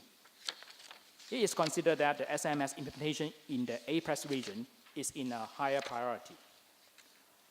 In the A+8 meeting, SAI work group was requested to revise the scope of the Go team to focus on assisting the implementation of SMS. Since this SMS Go team concept is very similar to the concept of the one-way safety Go team in the A+, the concept and the methodology of the A+ one-way safety Go team is being used as a reference while the A+ develops this SMS Go team concept. This paper summarized the proposed SMS Go team concept and methodology after it had been circulated to the state and administration and industry for comments in accordance with the decision A+8/19. I would like to highlight the objective of a SMS Go team is to support service providers and or the state administration in the implementation of the safety management system, depending on the respective SMS implementation status. The support can be including the provision of the technical assistance, including training, assessments, and gap analysis. Expert advice on the best practice and the guidance based on the latest Annex 19 Safety Management and the ICAO document 9859, the Safety Management Manual. A SMS Go team will be established based on the recommendations from the RSG A+, proposed by the ICAO, or on a request received from the state administration or the service provider to the ICAO regional office. The intent of the SMS Go team is to support the implementation of the SMS. The SMS Go team participants shall be experienced in the SMS. Participants could be from ICAO, state administration, and the service providers, or the industry organization as a safety partner organization on a volunteer basis. The work of the SMS Go team, once established, will be supported by the regional office and the RSGA+, which support the implementation effort related to the regional safety priority and the targets and the ICAO Global Aviation Safety Plan. In general terms, the cost of the SMS Go team mission will be responsible and covered by the assisted party on the cost recovery basis. In order to avoid duplication of work, when ICAO regional office receives a request from an SMS Go team mission, it will coordinate with the safety partner organization, particularly in relation to those safety program for the SMS implementation, as fast as possible to avoid the duplication in activity between those missions. Currently, ICAO COSCAP, ACI, and other safety organizations are assisting their members on the SMS implementation during their mission in A+ region. ICAO and those safety partner organizations should coordinate on the complementary program to ensure that there's synergy in these programs with the cost-effective principle applied. To minimize the cost of the SMS Go team mission should be designed for the effective use of the time to keep the length of the mission shortest, even though we understand that the type of the content of the assistance provided during each mission should be unique. A general guidance of the agenda of the typical SMS Go team mission was developed, of which 6 phases approach are recommended to be carried out in the support of the preparation, on-site activities, implementation, and follow-up of the SMS Go team mission.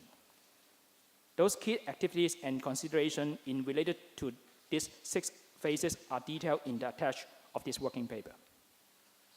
Considering all the above, the meeting is invited to approve the establishment of the SMS Go team in the A+ region as detailed in this working paper.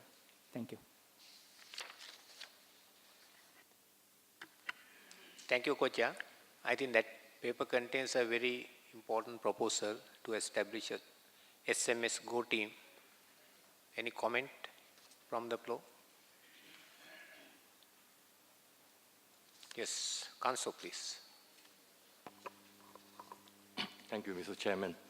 Related to the topic of the ICAO SMS Go team, I would like to take this opportunity to inform the meeting that Council has recently established an SMS Maturity Assessment Program globally for its member ANSPs.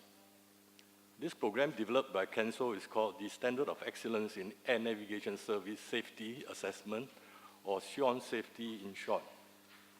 SION Safety is based on the Council Standard of Excellence in SMS, which is aligned to the ICAO Annex 19.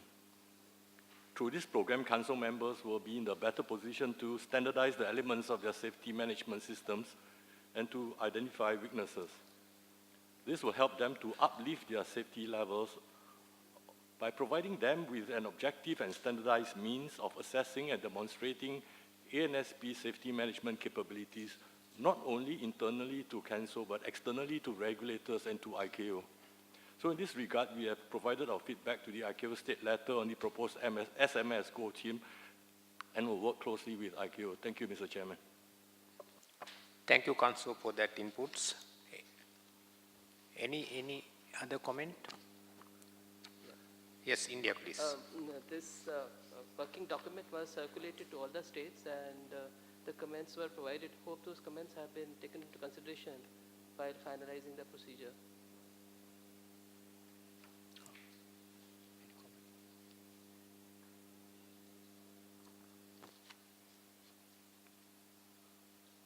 Any comment? Okay, thank you. Any other comment?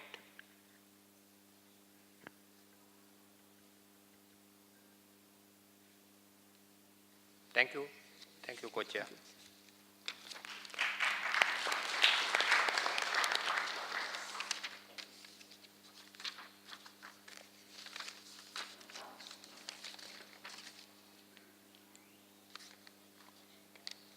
Next, we would move on to working paper 6, safety enhancement initiatives, output for RAS consideration and approval. Bangladesh, please.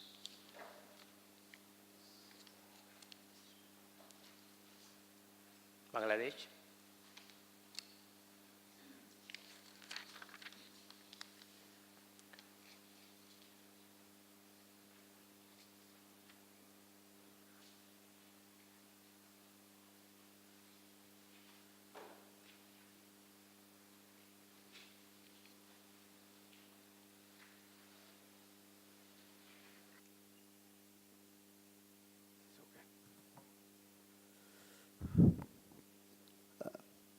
Distinguished Chairman, Regional Aviation Safety Group, His Excellency Mr. H.M. Mostri, Honorable Regional Directors from APAC regions, present Director Generals and representative from ICAO, FAA, IFALPA, present delegates, ladies and gentlemen, good afternoon. Before my presentation, there was some presentation from AIG Group and also from the APAC office, where the accident rates due to several causes were shown, and still it is observed that still the accident rate due to runway safety is much more higher than other issues.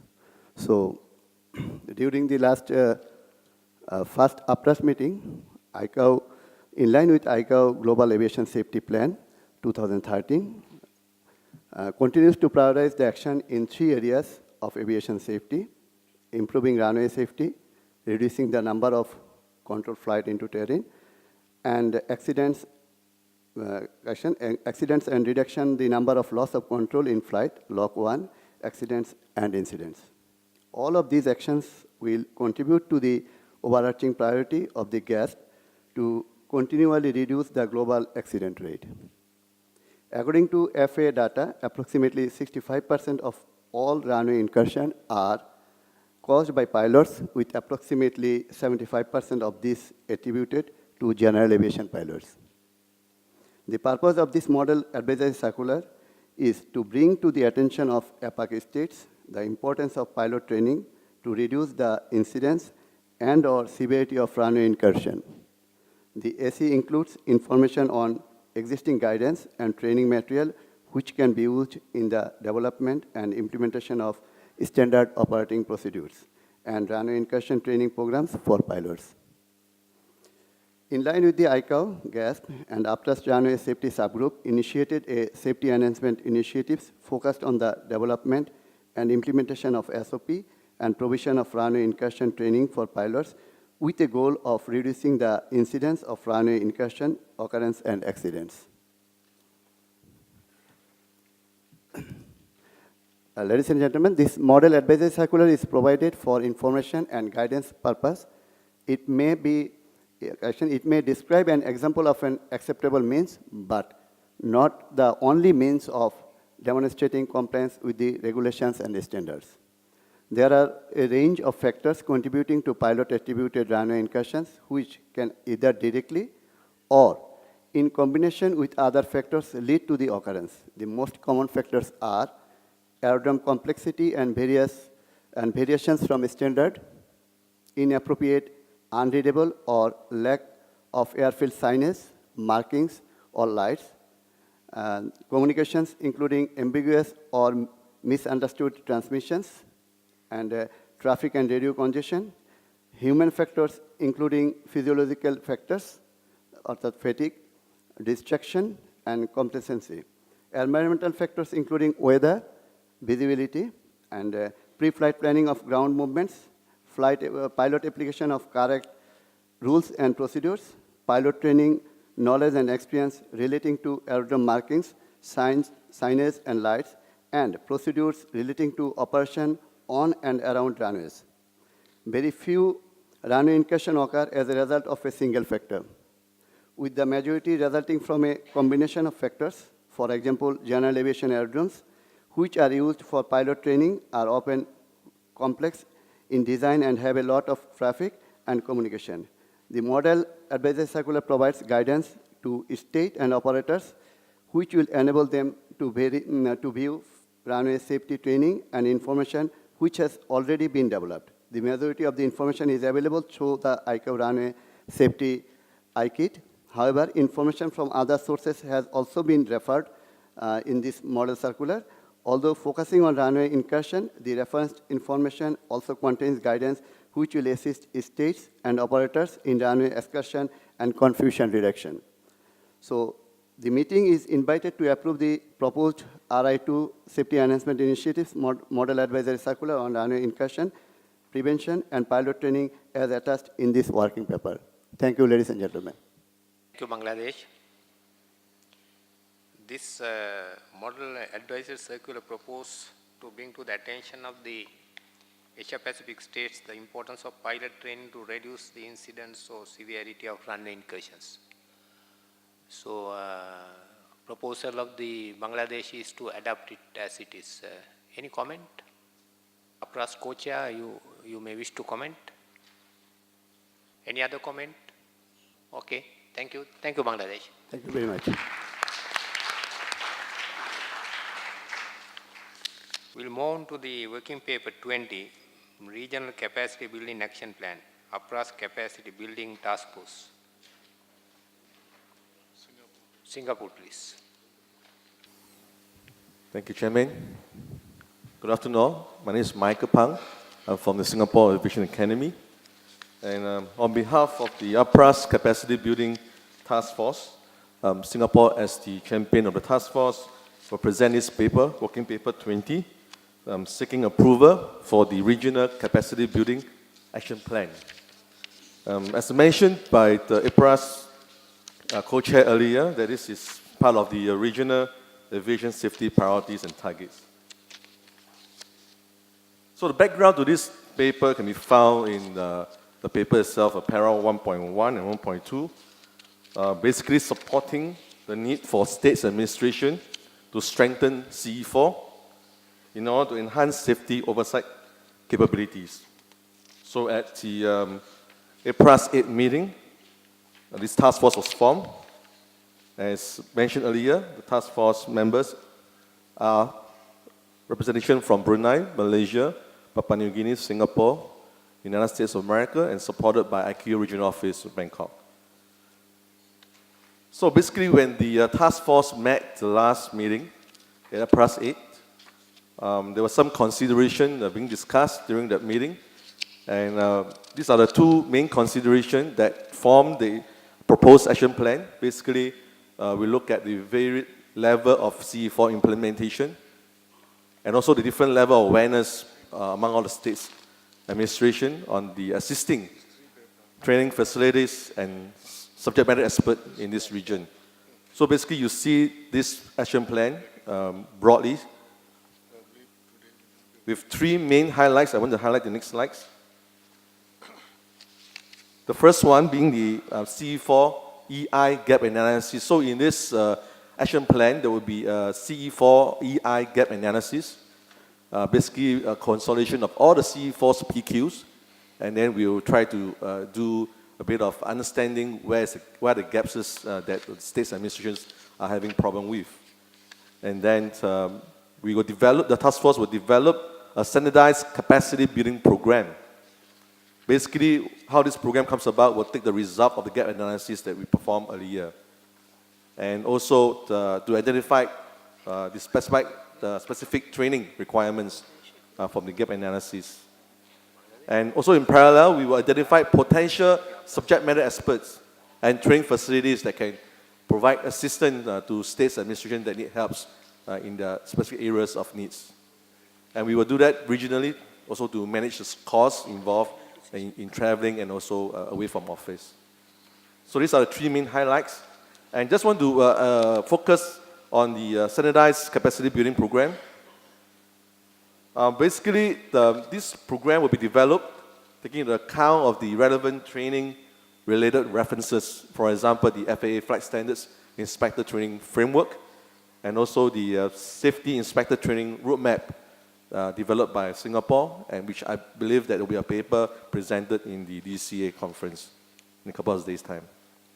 And in this program, basically, we're then, in the form of the training requirements, either by task, by function of the individual inspectors of different areas, and also the level of training at various entry points, whether you are newly employed or you've been around in the industry for a long time. So that will be having a different kind of consideration. Right. So basically, this is the look and feel of the program to be. So with this, I'd like to invite the meeting to review and approve the proposed regional capacity building action plan. Thank you.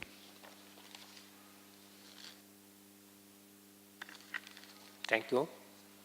So this paper is also important. It talks about the development of capacity. Capacity building is not important only for the present, but also for the future. Any comment? Bangladesh, please.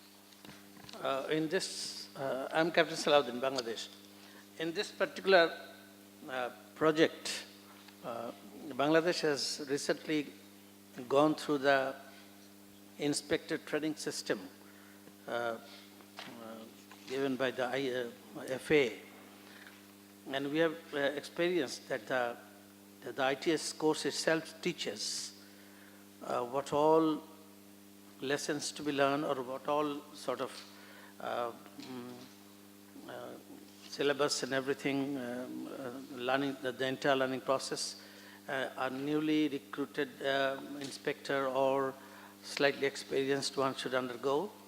And then it gives a comprehensive syllabus with all 8 areas, 5 are compulsory and 3 are optional.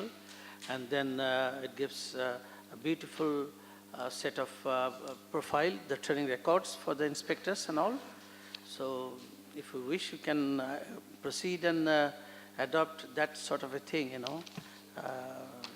into this particular training system to enhance our critical element area 4. See. Any other comment? I see none. Thank you, Singapore.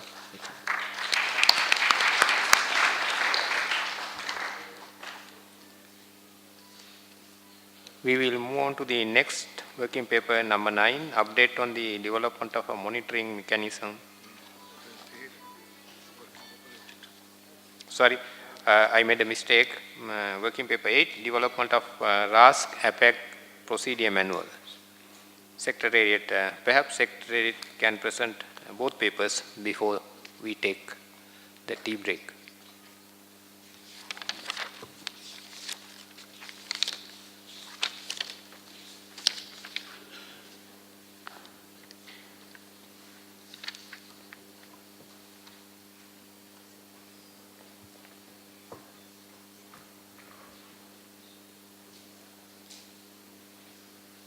Thank you, Chair. WP8 is on development of RASC APAC procedure handbook. At the APRAST 5 meeting, the Secretariat was tasked to develop a procedure manual for RASC APAC. The procedures manual would specify the Appenberg-RASC APAC coordination mechanism and framework, as well as other areas such as RASC APAC working procedures and arrangements, terms of reference of the various subgroups, and process for development of safety enhancement initiatives. A working paper was presented in APRAST 8 in April 2016 with those inclusions, seeking any final comments to be included before presenting the handbook to RASC APAC 6 for comments or adoption. The first draft RASC APAC draft procedures manual was presented at APRAST 7 meeting held on 4th September 2015 for discussion.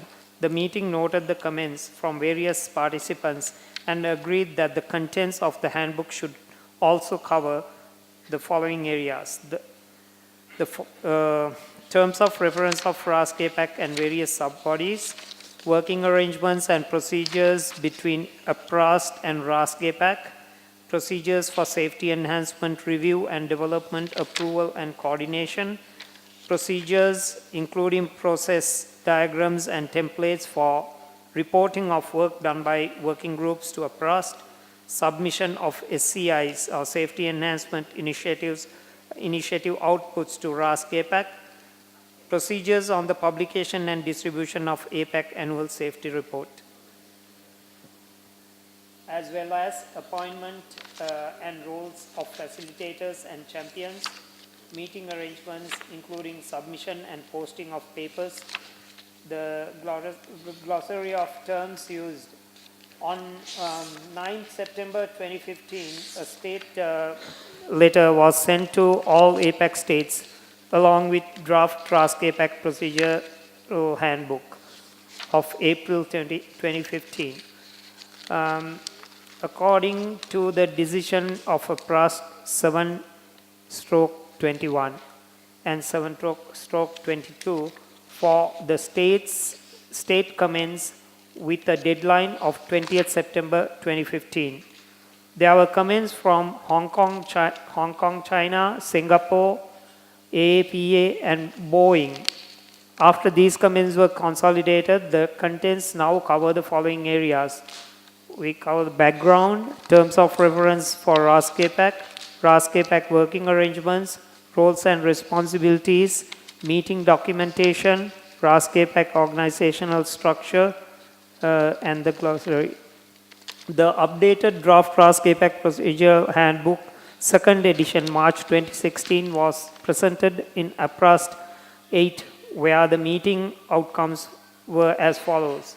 Conclusion: APRAST 8/1, that states administrations provide comments on the draft RASC APAC procedural handbook by 30th April 2016, and thereafter the Secretariat submit the second edition of the RASC APAC 6 for approval.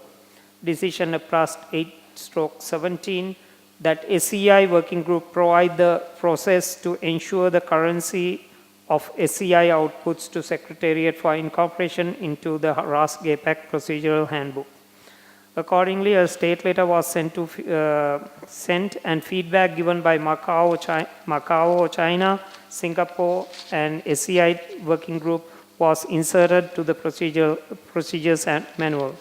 The latest amended RASC APAC procedures manual is at Annex A.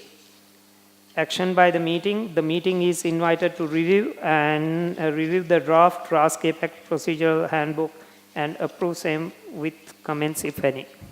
Thank you. You may present the next paper as well. WP9. We'll take both together.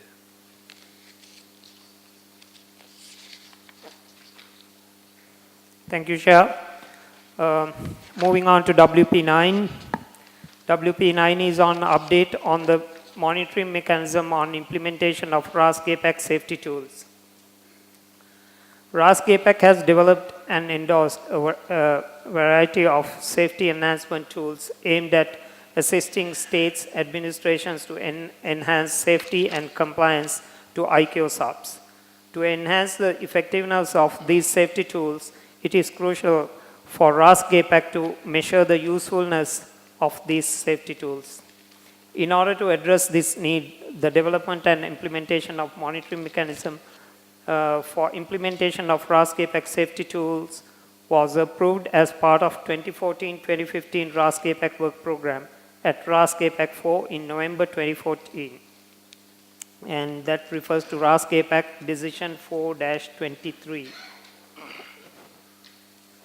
Secretariat developed a monitoring mechanism using a basic Excel program. This was presented at a PRAS 6 meeting in April 2015. From the comments and feedback, the meeting adopted a decision to migrate the existing monitoring mechanism to a format similar to that used by COSCAP South Asia for monitoring of safety tools implementation, a PRAS 6 Decision 6/4 refers. And Bangladesh volunteered to assist the Secretariat in this effort. At PRAS 7, the Secretariat was further requested to revise, update, and explore the monitoring mechanism to include information relevant for monitoring of the implementation of safety tools and to improve user friendliness by including provision for online submission by states, administration, and industry. This refers to a PRAS decisions 7/7, 7/8, and 7/9. That was at PRAS 7. At PRAS 8, in March, April 2016, the progress of the monitoring mechanism was presented. The meeting adopted two decisions, PRAS 8/5 and 8/6. Refer to these two decisions. First one was that Bangladesh continue to assist the Secretariat with input from SCI working group in enhancing the mechanism for monitoring of the implementation of all completed Rascf4 safety enhancement initiatives, and to include the capability for states administrations to provide free text remarks in relation to each of the initiatives, that the web link be provided to the Secretariat for uploading onto the Rascf4 PRAS website, that Secretariat provide the web link registration information to states administrations for them to update their status of implementation as soon as possible, and that Secretariat include the process on the use of online monitoring mechanism in the Rascf4 procedural handbook. Arising from comments from the meeting, PRAS 8 also adopted conclusion 8/2 requesting ICAO APAC office to explore the possible areas of convergence between the safety tools implementation monitoring mechanism and a similar mechanism used by Appenberg, which could support consideration between Rascf4 and Appenberg. Secretariat is pleased to report that Bangladesh has been instrumental in developing and improving the monitoring mechanism. The enhancement requests to the monitoring mechanism at PRAS 6 and PRAS 7 have been incorporated. Working with SCI working group, the Secretariat identified and provided additional Rascf4 endorsed safety tools to Bangladesh for inclusion in the monitoring mechanism. Bangladesh is working to modify the monitoring mechanism to include provisions for state administrations to enter free text remarks. Progress of this feature will be updated at a PRAS 9 meeting. The web link to the monitoring mechanism has been established. It is available on the Rascf4 PRAS public website. Secretariat is working with Bangladesh to establish the IT administration process to manage the state administration's registration for them to update, submit their status of safety tool implementation online. Secretariat is working with Bangladesh to be trained on the IT administration for this monitoring mechanism. Development of relevant procedures will follow. When developed, these procedures will be documented in the Rascf4 Procedural Handbook. Finally, Chapter 3, Action by the Meeting. The meeting is requested to note the progress remaining work required as described in paragraph 2.4 to 2.9 above and provide comments if any. Discuss and consider conclusion PRAS 8/2 to explore the possible areas of convergence between safety tools, implementation, monitoring mechanism, and similar mechanism used by Appenberg, which could support coordination between RASC, APAC, and Appenberg. Encourage state administration to update their safety tool implementation status. Thank you. Thank you. Thank you, Secretariat. Ladies and gentlemen, we have two papers before us presented by the Secretariat. Working paper 8 is on the development of RASC procedure manual. Secretariat wanted us to approve it. Has the floor consent given the consent for this, or any other comment on this? So I see no comments, so we consider the RASC procedure manual to have been approved by the meeting. In regard to working paper 9, update on the development of a monitoring mechanism, any comment? No comments. Thank you, Secretary. So it is 3:33. So we will reconvene here at 4 o'clock. Thank you. From T. So we have 4 more papers to take up before the break for the day. And we will now 10 update on the Global Aviation Safety Plan, ICAO. I highlighted during the morning presentation, we had some 3 or 4 slides on the update on GASP. Also the paper is quite self-explanatory. I will go directly to the conclusion and the proposal for the meeting, action by the meeting. And the meeting is invited to consider adopting the following draft conclusion. The states are encouraged to support the endorsement of the 2017-2019 edition of GASP during the next assembly, are requested to establish national priorities and targets consistent with the RASC APAC endorsed regional priorities and targets and the GASP objective and the operational safety needs. And C, are invited to provide ICAO feedback on the new Global Aviation Safety Roadmap and suggestion for the future 2020-2022 edition of GASP. So, Chairman.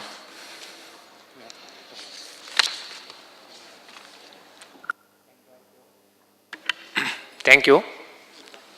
Any comment on this paper? I see none. In that case, we will request Singapore to present their paper, working paper 23, aircraft tracking during abnormal operations. Singapore, please.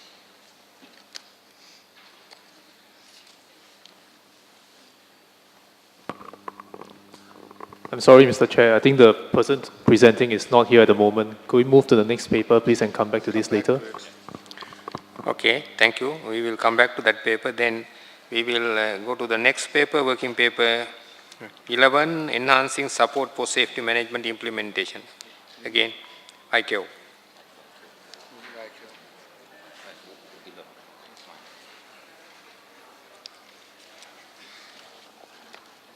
Thank you, Chairman. In terms of enhancing support for safety management implementation, also during my presentation in the morning and will be posted on the Rascf website, you've seen the kind of deployment phase that we try to put in place for our Amendment 1 to the Annex 19. And you had as an attachment also to the working paper, I think that is the last page, you have the table with all the deployment scheme. My colleagues asked me to provide the meeting, and will be highlighted during the report some information related to this deployment phase with all the dates. And based on that, I'm also going to the conclusion where the states are urged to continue the implementation of SSP and report on progress using the SSP gap analysis tool on iStar space and completing the USOAP PQ self-assessment on the OLF. Identify any additional areas of clarification needed or additional subjects that need to be covered in the 4th edition of the SMM. Assist the Secretariat in identifying appropriate SSP examples and tools for inclusion in the update to the ICAO Safety Management website. Identify potential instructors for the ICAO Safety Management for Practitioner course that met the qualification. Hold the regional ICAO Safety Management for Practitioner course by early 2017, and inform ICAO of any additional activities which could be provided to support the implementation of the SSP. I forgot to tell you during the morning, maybe you saw in the paper that right now we are providing as ICAO the CBT, the computer-based training on SMS contra cost, so it's around $700 per person, which is quite big. But by the end of the year, we discuss with our colleagues in the Global Aviation Training Unit, and we will be able to provide some places for free for each and every member state that wants to participate in this. So by the end of the year, we hope that we will have this opportunity. Like this, all the states will have access to the latest CBT on safety management that will include also some developments of the Annex 19 Amendment 1. The full updated course will be delivered until July next year, when all the guidance material will be developed by the safety management panel, and will be able to include all this in the course as well. So if you have any questions, Chairman, thank you. Thank you, Ikao. Effective implementation of state safety programs and state safety management systems are essential for the enhancement of safety. So in that context, I think this paper gives us a lot of valued proposals and action items. So any comment? Yes, Australia, please. Australia would just like to welcome the actions identified by ICAO in this paper and encourage states to continue to develop their SSPs and implement the SMS. Australia has prepared an IP on this matter on our new updated SSP that we did earlier this year, and believe it may be useful for states in the region to have a look at how to go about implementing your SSP. Thank you. Thank you, Australia. Korea. Republic of Korea. Republic of Korea, please. Thank you, Mr. Chairman.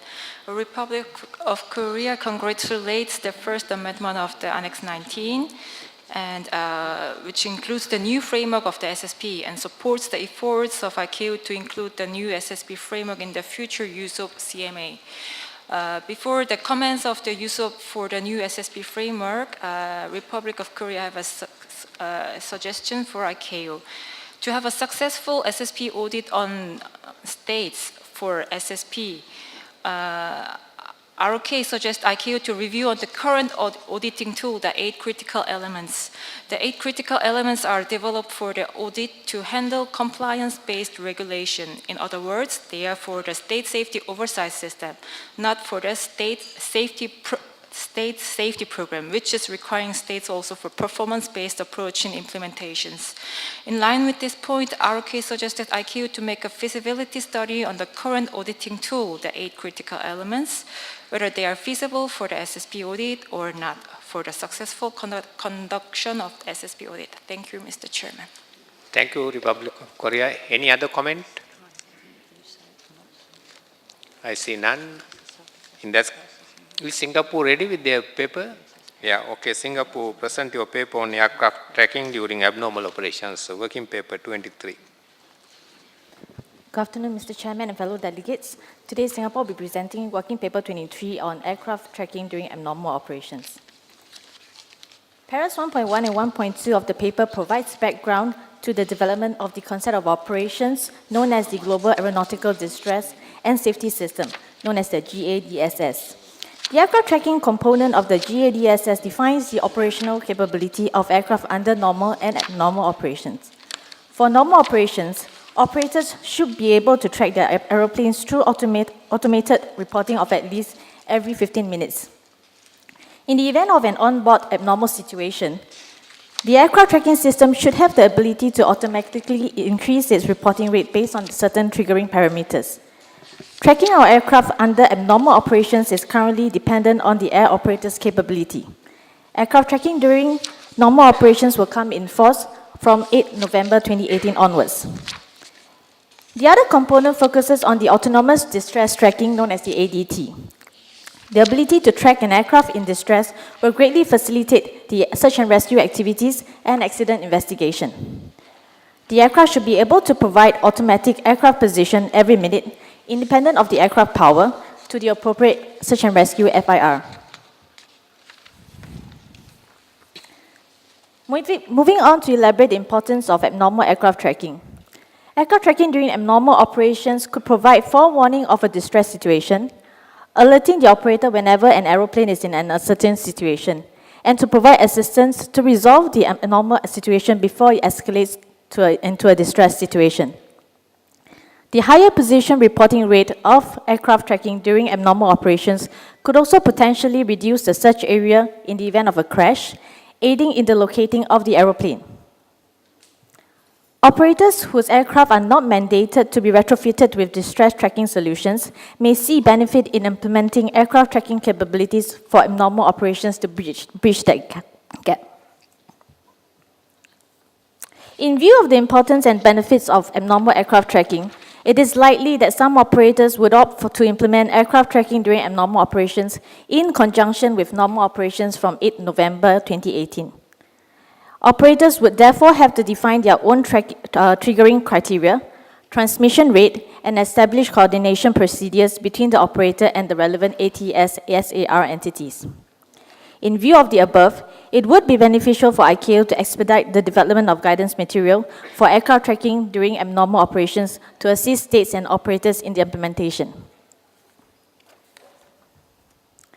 The meeting is invited to note the importance of aircraft tracking during abnormal operations and request ICAO to expedite the development of guidance material for aircraft tracking during abnormal operations. Thank you. Thank you, Singapore.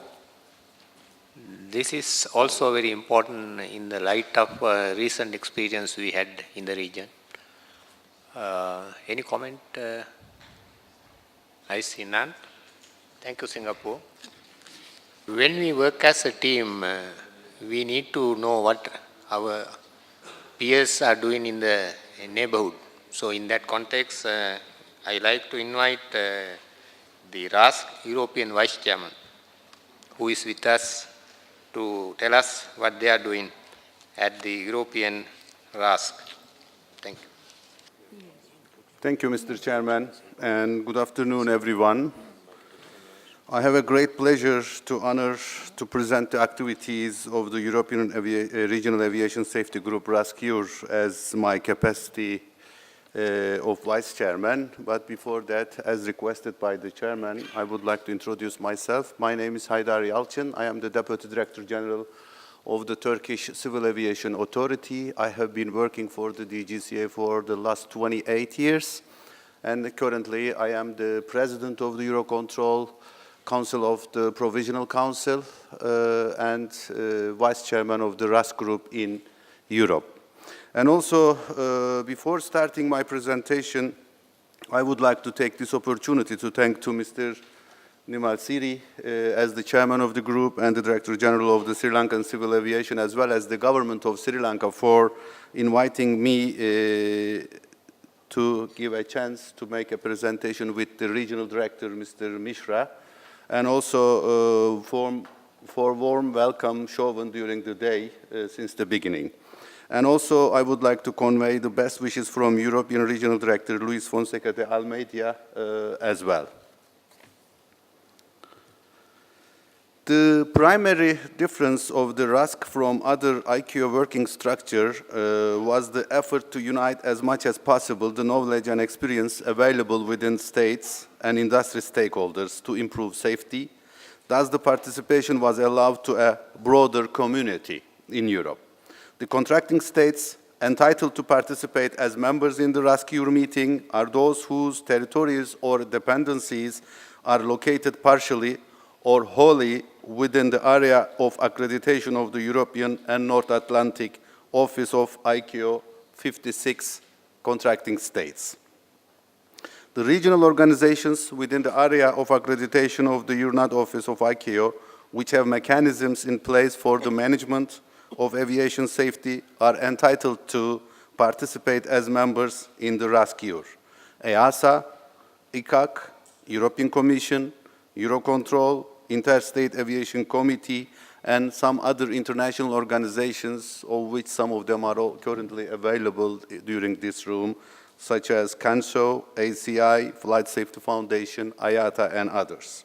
Also, contracting states outside the EURNAT accreditation area is possible to be joining to that meeting, such as FAA. Also, they are contributing the Rascf meetings.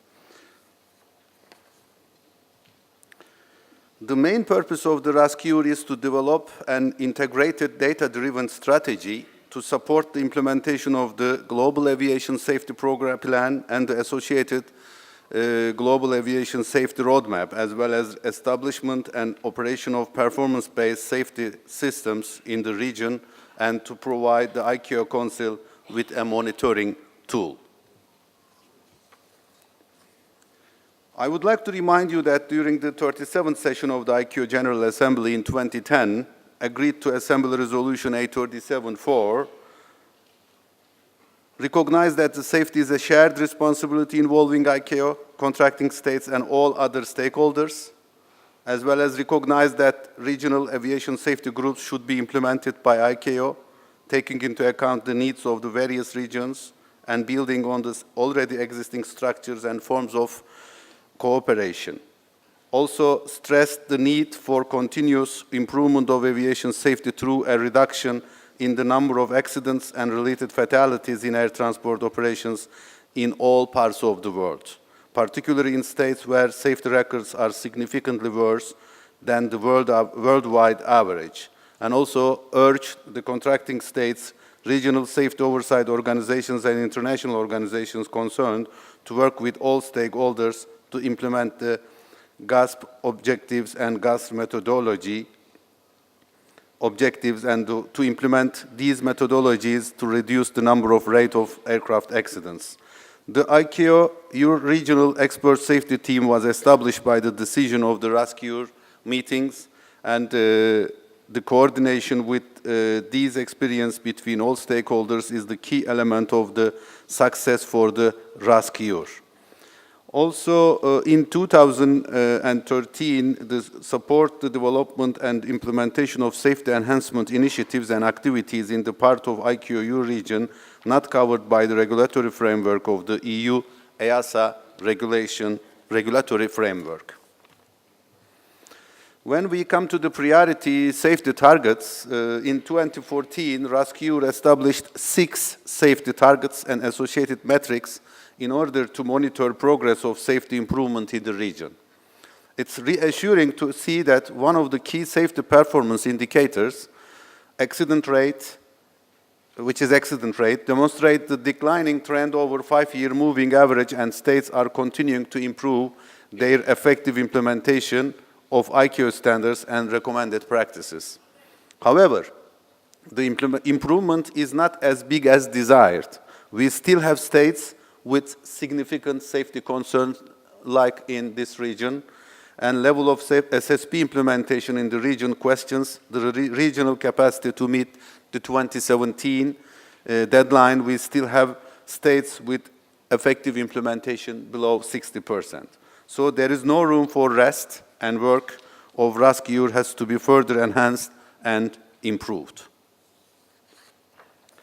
To support the development and future implementation of safety enhancement initiative, there were 6 subgroups of experts established on pilot training group, runway safety group, flight data group, taxonomy and safety data analysis group, safety of helicopter operations and air navigation services safety oversight.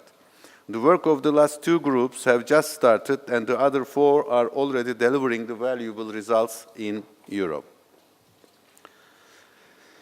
In order to improve safety in the region, ICAO Europe REST proposes safety enhancements initiatives addressing general precursors for all categories of accident and specifically targeting top killers in aviation, as mentioned during the previous discussions or presentations: runway safety, loss of control in flight, and controlled flight into terrain.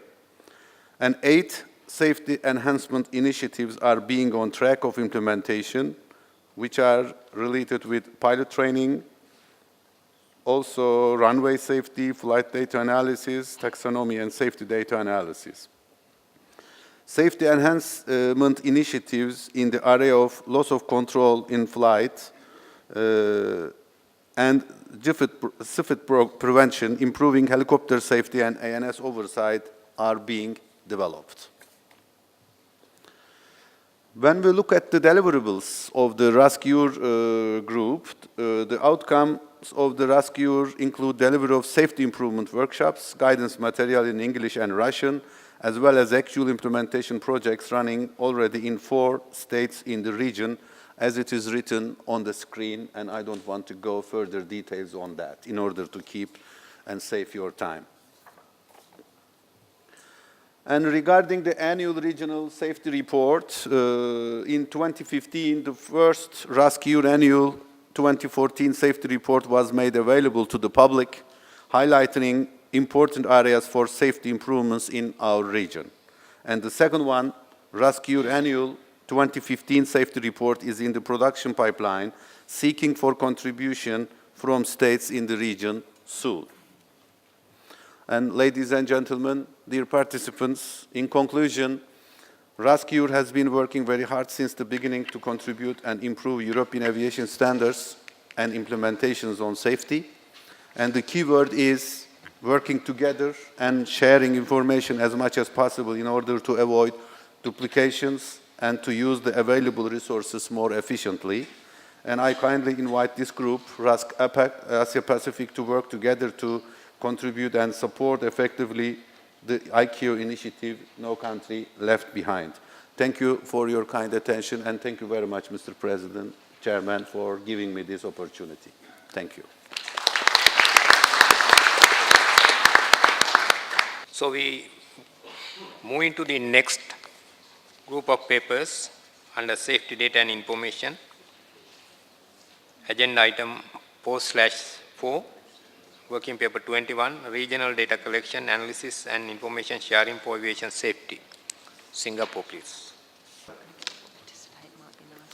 As background, back in 2014 at RASG APEC 4, there was support for initiative for demonstration project on regional safety data collection, analysis and information sharing. The benefits for such a project was that we could detect safety vulnerabilities as well as hazards when we participated in the project. In addition, it was also in support of RSG APEC regional safety priorities and targets, in that we are in line with establishing predictive risk management as well as advanced regulatory oversight. On the whole, it's also aligned with the ICAO Global Aviation Safety Plan as well as RASG APEC objectives of regional data sharing. Since 2014, FSF and MITRE have worked with the APEC region to refine the governance plan, and they have updated the governance plan once at the RSG APEC 5 last year. They have also taken in comments since then, and they are right now at version 5 of the governance plan. They presented it at APRAS 8 earlier this year in April, and some of the updates include removal of implications that says that ANSPs must provide safety metrics calculated from the data. So this has been tweaked to refocus the issue on collaboration in developing capability to generate the metrics instead. In addition, they have done a sensitivity analysis to present a range of cost options depending on the level of participation and of course the implication on some of the project capabilities. Lastly, they have also strengthened the language that states and administration should have to ensure that the results from the demonstration project should not be used to initiate enforcement actions or investigations. So the next step really is for a coordination meeting to take place, and states and administrations as well as industry organizations are invited to a coordination meeting in the fourth quarter of this year to be organized by FSF and MITRE. At the meeting, we'll be discussing on the collaboration modalities, and we'll try to finalize the governance plan and also to address any concerns. In addition, states and administrations who are interested to host this coordination meeting are invited to coordinate with MITRE. Therefore, the meeting is invited to note the progress, to provide the comments on the governance plan, and to encourage states and administrations as well as industry organizations that are interested to participate in the project to contact FSF and MITRE for more information, as well as to attend the coordination meeting scheduled in the fourth quarter of this year. Thank you. Thank you, Singapore. Data collection, analysis, and information sharing system for aviation safety is very vital for the promotion of safety. So in that context, a very important paper has been presented by Singapore. Any comment about it?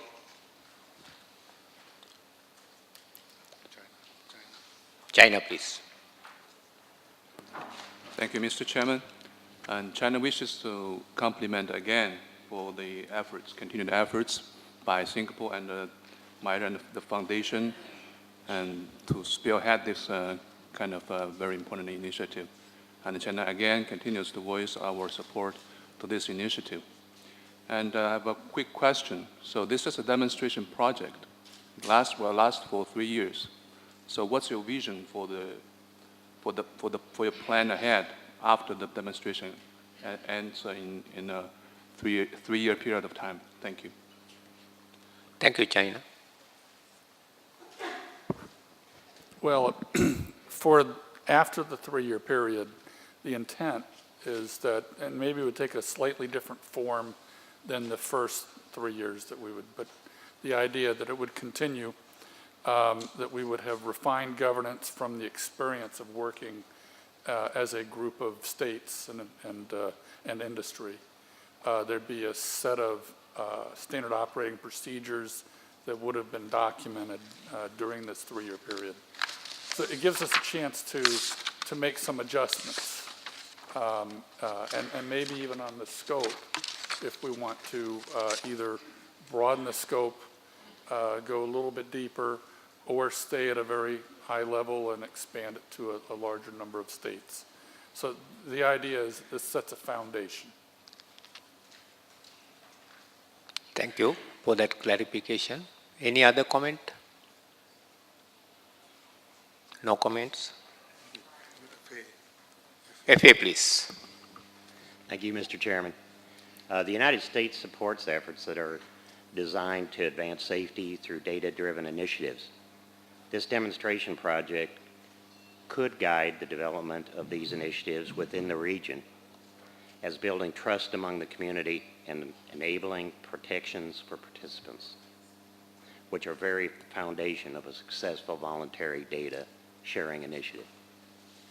Having broad participation is equally important, and to this end we encourage this participation among the states and industry. We encourage an open dialogue on these matters and demonstration projects proceed forward. Thank you. Thank you, USA.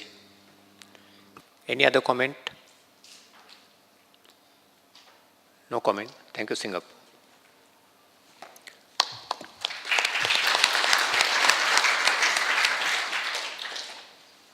Republic of Korea, you may present your paper, working paper /25, on establishing a new system, new safety reporting systems in Republic of Korea.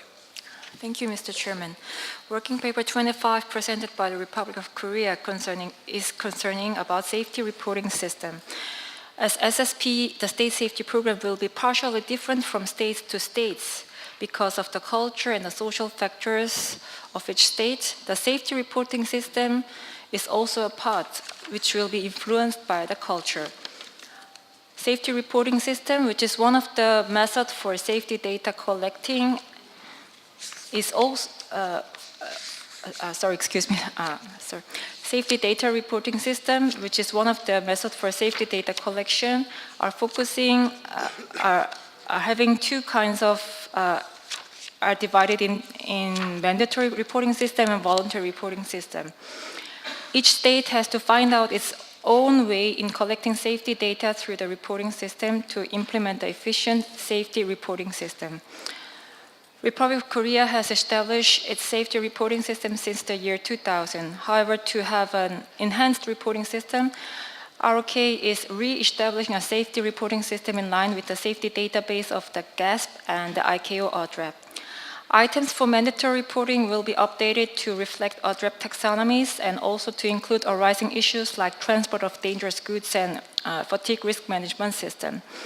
For the voluntary reporting system will be reportable for every safety occurrence, which is now not available for, which is limited for some items. These regulations will be effective from early next year. This working paper is to share experience of the Republic of Korea in enhancing its safety reporting system and to discuss on implementation safety reporting system from member states of the Asia-Pacific region. Thank you, Mr. Chairman. Thank you, Republic of Korea, for sharing your experience with the meeting. Any comment on this subject? No comments? No. Sorry. Yes, USA, please. Thank you, Mr. Chairman. The United States would like to offer support of the themes raised in this paper. Implementation of safety reporting programs is and will continue to be unique to each state and other regions. The new amendment to Annex 19 for safety management aims to assist states in several areas pertaining to safety reporting, safety data, legal protections, etc.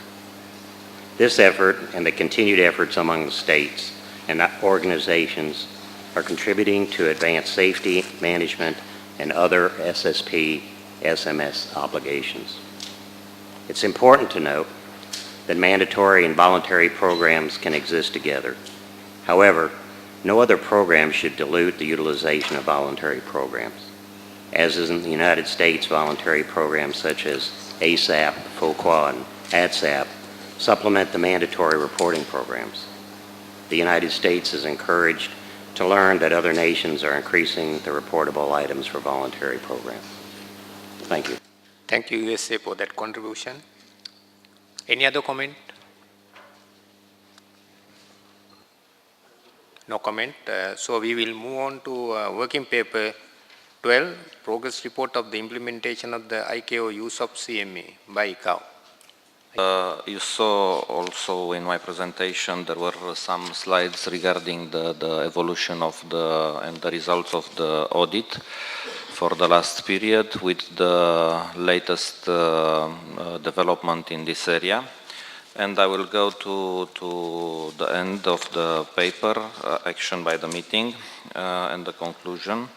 The states prioritize and take action as needed to improve safety oversight systems with particular attention to the resolution of the SSCs in the region, the implementation of corrective action plan and reporting the progress on the online framework, the completion of self-assessment and uploading the relevant evidence in the OLF, requesting validation of corrective action plan implementation completion from ICAO USOAP once ready, and requesting assistance from the ICAO Regional Office, COSCAP, SPASO, and Rascf4 if required.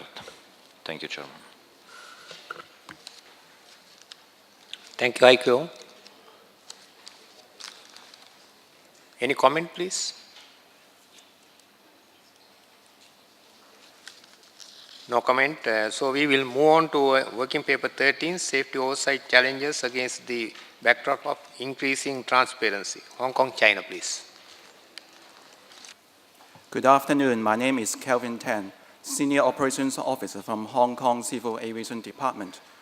Today I am going to present the topic on the safety oversight challenges against the increasing transparency. As we all know, safety, information transparency, and sharing of information are the fundamentals for a safe air transport system.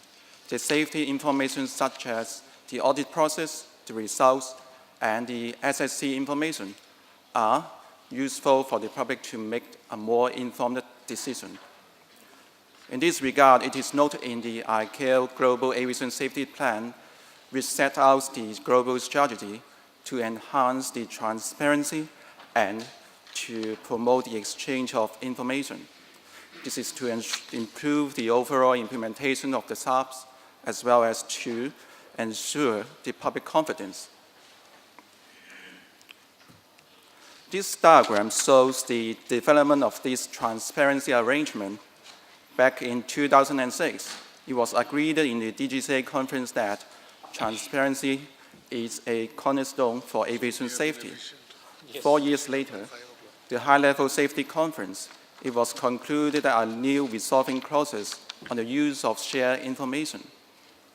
And in the same year, the ICAO Assembly, ICAO was requested to publicize the SSC and the use of audit information. And 2 years ago, in January 2014, ICAO started to formally launch the ICAO safety audit information on the website. The SSC information was then published. As for the published SSC information, as the world is now closely connected, any SSC is no longer an isolated issue for that state. This is particularly true for those popular tourist attraction points, which may have global repercussions. And very often, the names of the states and administration can be quickly exposed and widely promulgated in the traditional or social media. I believe you may have the experience of finding some latest information from the social media, such as the Facebook. And for the SSC information or the audit information on ICAO's website, we noticed that there is a disclaimer saying that the SSC does not necessarily mean there is safety deficiency for the airline operators or ANSP or aerodrome concerned. But on the other hand, we see that there is the FAQ refers the public to the applicable travel advisory issued by the states concerned for questions like whether it is safe or unsafe to fly to that country or with the airlines concerned. And when the SSC information is published, they may create pressures to the CAAs or the air travel sectors, particularly when there are operational restrictions or bans or extensive media coverage. Questions like whether it is safe or not safe will usually arise. And now I would like to share with you on the risk-based actions taken by Hong Kong in response to the SSC information. When we first received the ICAO electronic bulletin information on SSC, we will do a safety assessment and determine the appropriate action to be taken. The actions include inspections of the foreign operator concerned, like reviewing the past inspection records or strengthen our RAM inspections. And then we will also clarify with the CAA concerned to seek their safety oversight information and assurance of the standards. And next, We will also keep in view the practices of other CAAs. If there are operational restrictions or bans, we may try to seek the rationale behind for such actions. And if necessary, we may take further actions, such as imposing restrictions or bans on the operators concerned. With the increasing transparency, the challenges also increase, and more efforts are now required to manage the public perceptions and expectations on the safety oversight standards for the regulators, on the foreign operators. Some examples are the SSC may have negative image to the public, although it was intended to let them have more informed decision. And if there are prolonged operational bans or restrictions, this may lead to the consumer-related questions, as the passengers may have to change their tickets, and the issue on refunding or compensation may arise. So here are some points for discussions and considerations by the meeting. As I mentioned, due to the limited scope of the Rascf4 program, the CAA are encouraged to collaborate further and establish a more effective mechanism for the sharing of significant safety deficiencies for other regulators to make a more meaningful risk assessment. And also for the 90-day grace period prior to the announcement by the ICAO, it is a good incentive for the state to resolve the SSC as soon as possible. And this could alleviate the negative impact to the state concerned before the public announcement by ICAO.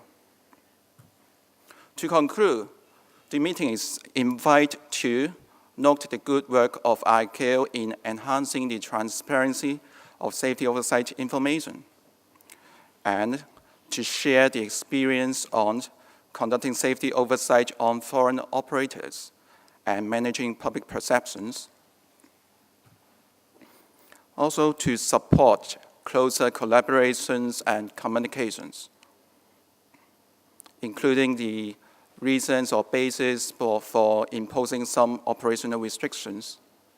And lastly, may consider requesting ICAO to review the current disclosure system and FAQ on the website in order to better support the CAA and the industry. Thank you. Thank you. Thank you, Hong Kong, China, for inviting the attention of the meeting to this important subject.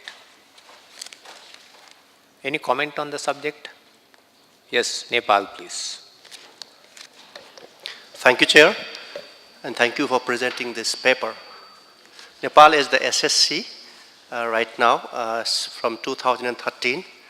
I just want to share our experience after the SSC was raised.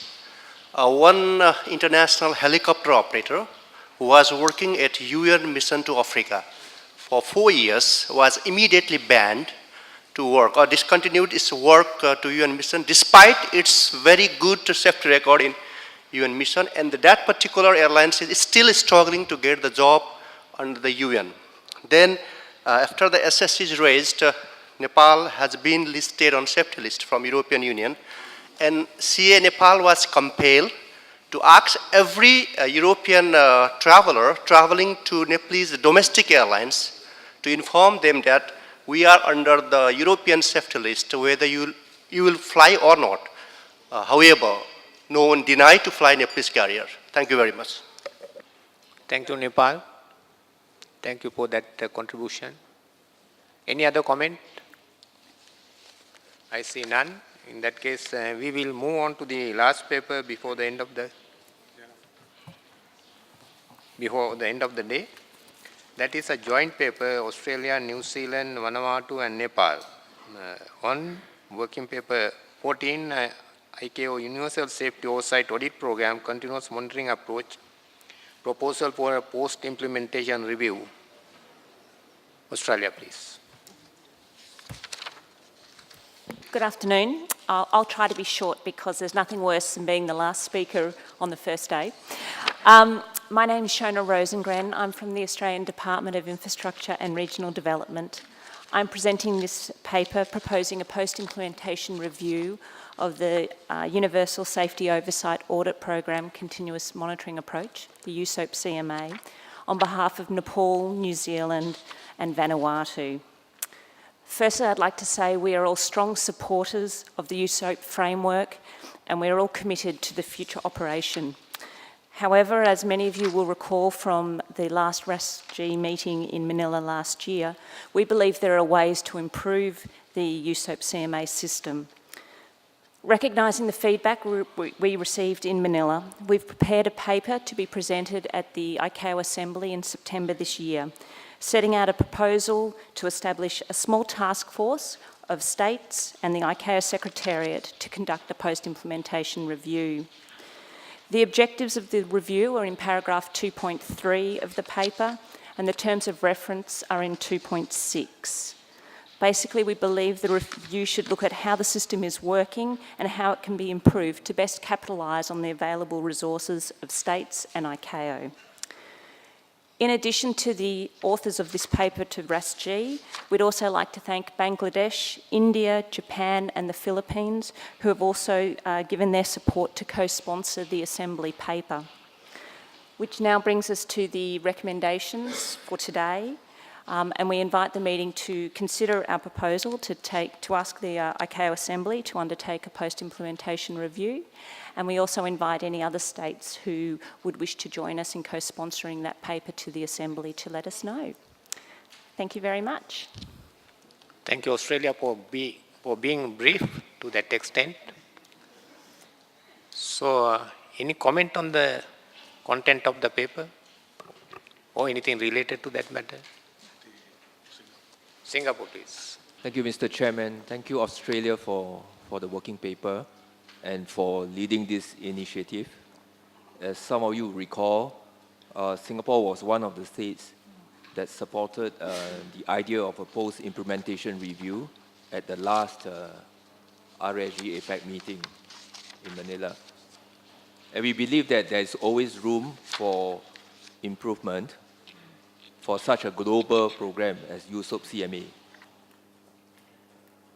However, as in any post-implementation review, it is important that the terms of reference of the review be carefully drafted so as to guide the work of the proposed task force. In this regard, we have some suggestions to the proposed terms of reference as presented in paragraph 2.6 of your paper. I can see that currently paragraph 2.6 is organized in terms of questions, and I will see that the issues could be organized into two broad areas. Mm-hmm. The first area would be a review of the processes to enhance efficiency of the framework, meaning the online framework, the way audits are conducted and resources are located.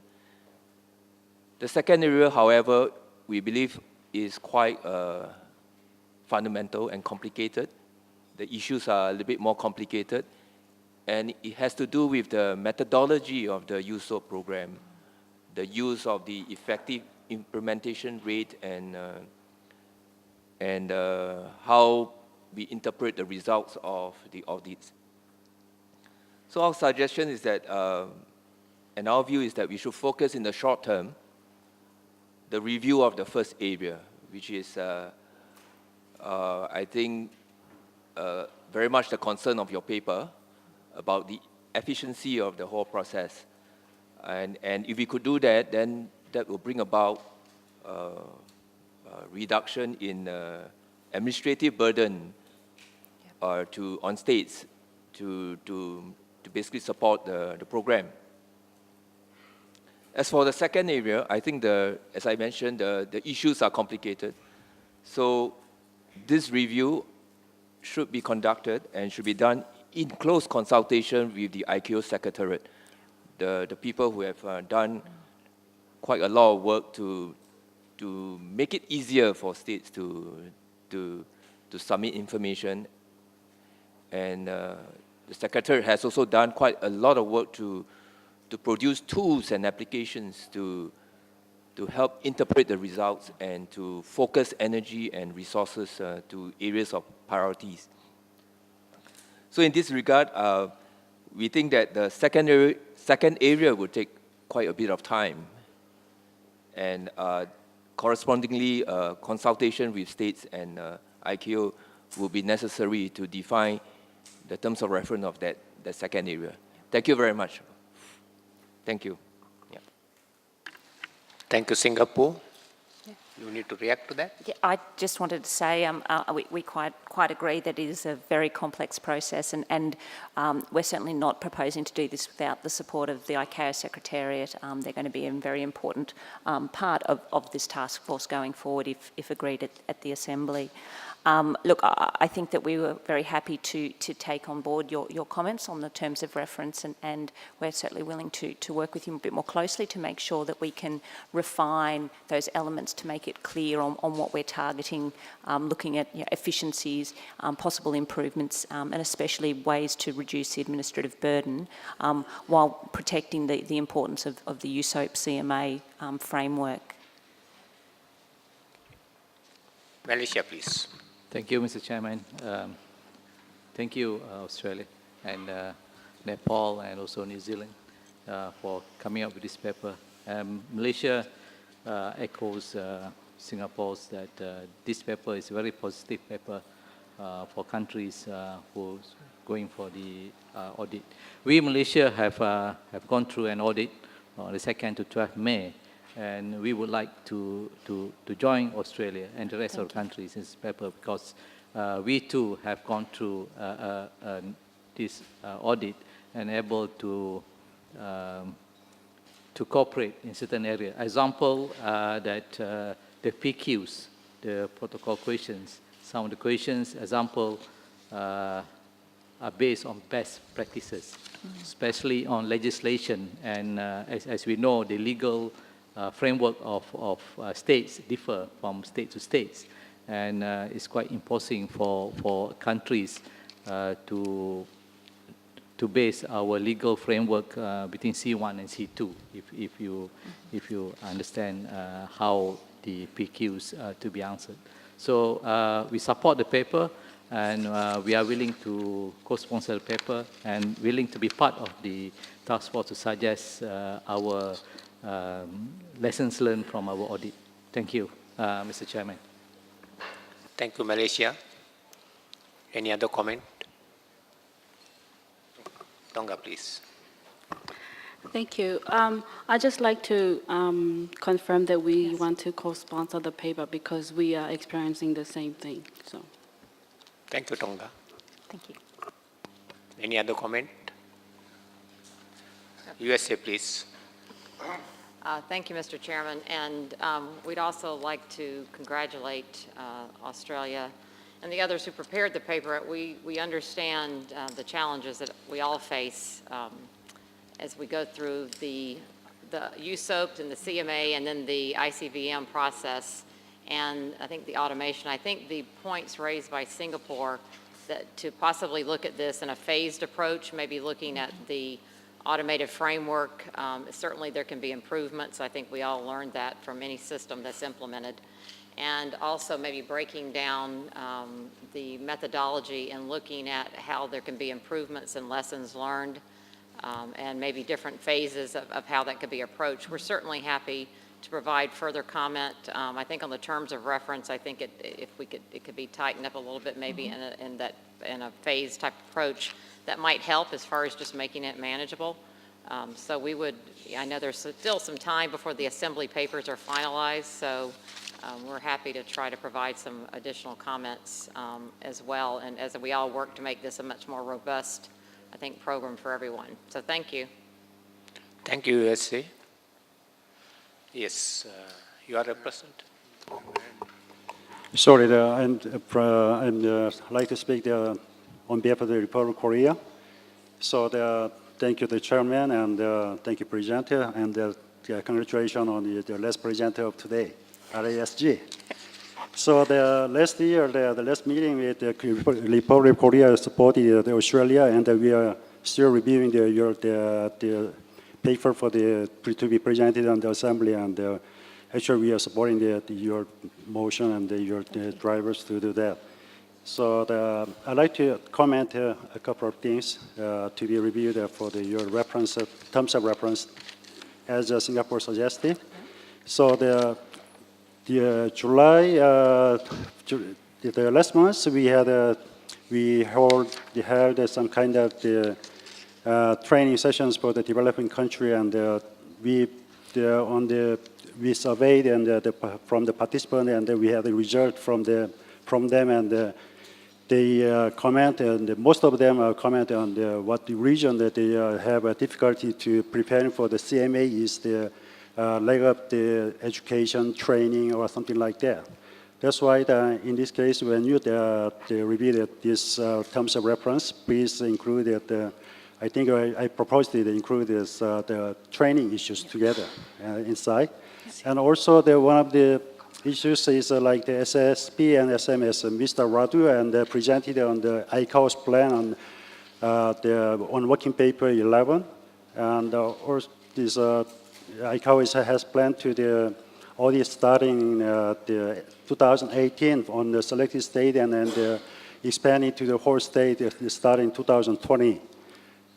But at the aspect of the state, I think is that the ICAO Annex 19 has been adopted this year on March, and it will be applicable from the 2019. Then the ICAO will prepare for the new use of CMA PQs.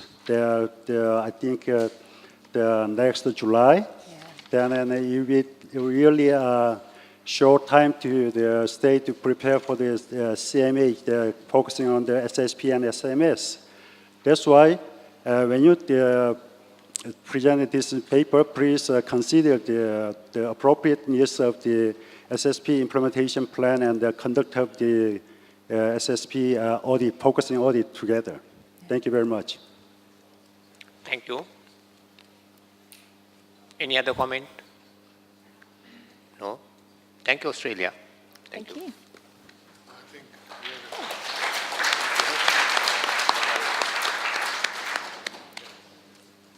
Right. Thank you very much. I just want to pass the message from my colleagues from the monitoring and oversight area. He kindly asked me to read his statement, and I'm doing that, so don't shoot the messenger. So the Secretariat welcomes the paper that promotes the idea for continuous improvement to various ICAO programs and tools. However, the paper, while raising a number of questions, does not provide substantial example of any shortcomings identified with USOAP CMA as it currently is. It should be noted that ICAO has invested considerable resources to work with states in providing training and tutorials on the use of OLF, and recognize always the need for improvement. It should be recalled that the CMA methodology was developed with a work group comprised of member states and ANC experts. In addition, the current methodology will be already revised with inputs from SMP regarding the new safety management related protocol questions and assessment criteria to take into account SSP implementation as per Annex 19. In addition, the Electronic Difference Task Force was already tasked to review the effort, which resulted in change to the system that will be incorporated after adoption by the Assembly. Given the future involvement of the SMP to evolve the methodology, the Secretariat does not see the benefit from the creation of a separate task force to revisit not only the OLF but the USOAP program in its entirety. It is important to always evolve the program going forward, and the Secretariat has already committed for the next budget to put some resources to further evolve the methodology, taking into consideration the evolvement of Annex 19, the needed changes to the effort, and factoring the revision to the next edition of the GASP, and making changes to the OLF where possible to further simplify the information provided by states. Thank you very much. Thank you, ICAO, for the additional contribution. So I think with that, we have come to the end of today's program. We are 20 minutes behind the schedule. So we have dinner in the evening. You must be anxious to know the details about it. So I wish to invite our event organizers to explain as to what is going to happen in the evening. Ladies and gentlemen, this is just an announcement to say that the bus will leave for your respective hotels outside at the foyer here, at the porch, right? For those delegates who are staying at the Colombo City Hotel, Kingsbury and Galadari Hotel, it will be coach number 1. And you will be picked up at 6:15 today for dinner to Golfes Hotel. So it'll be 6:15 for those delegates who are staying at the Colombo City, Kingsbury and Galadari Hotel. For the delegates who are staying at the Cinnamon Lake Hotel, Golfes Hotel, it will be bus number 2, and it will leave the Cinnamon Lake at 6:20 back for dinner. For the delegates who are staying at the Taj Samudra, it will be bus number 3, and you will be picked up at 6:30 in the evening. After dinner, you may get into the same respective bus number, and the bus will leave at about 9 o'clock in the evening. So tomorrow morning, the buses will leave at 8 and 8:30 to come back here for the second session. And your group photograph will be taken tomorrow in the afternoon at 3 o'clock at the Grand Ballroom, that's next door. So have an enjoyable evening and enjoy your dinner. Thank you. One more thing. Excuse me, one more thing.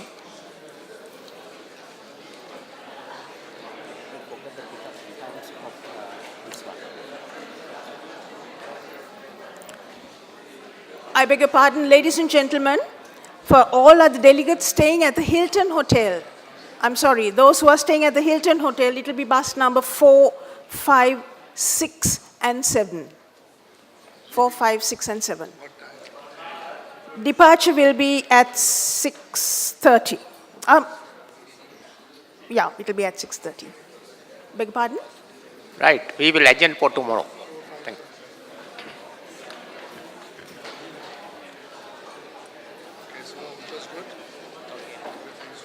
Yeah. We started with 1 hour.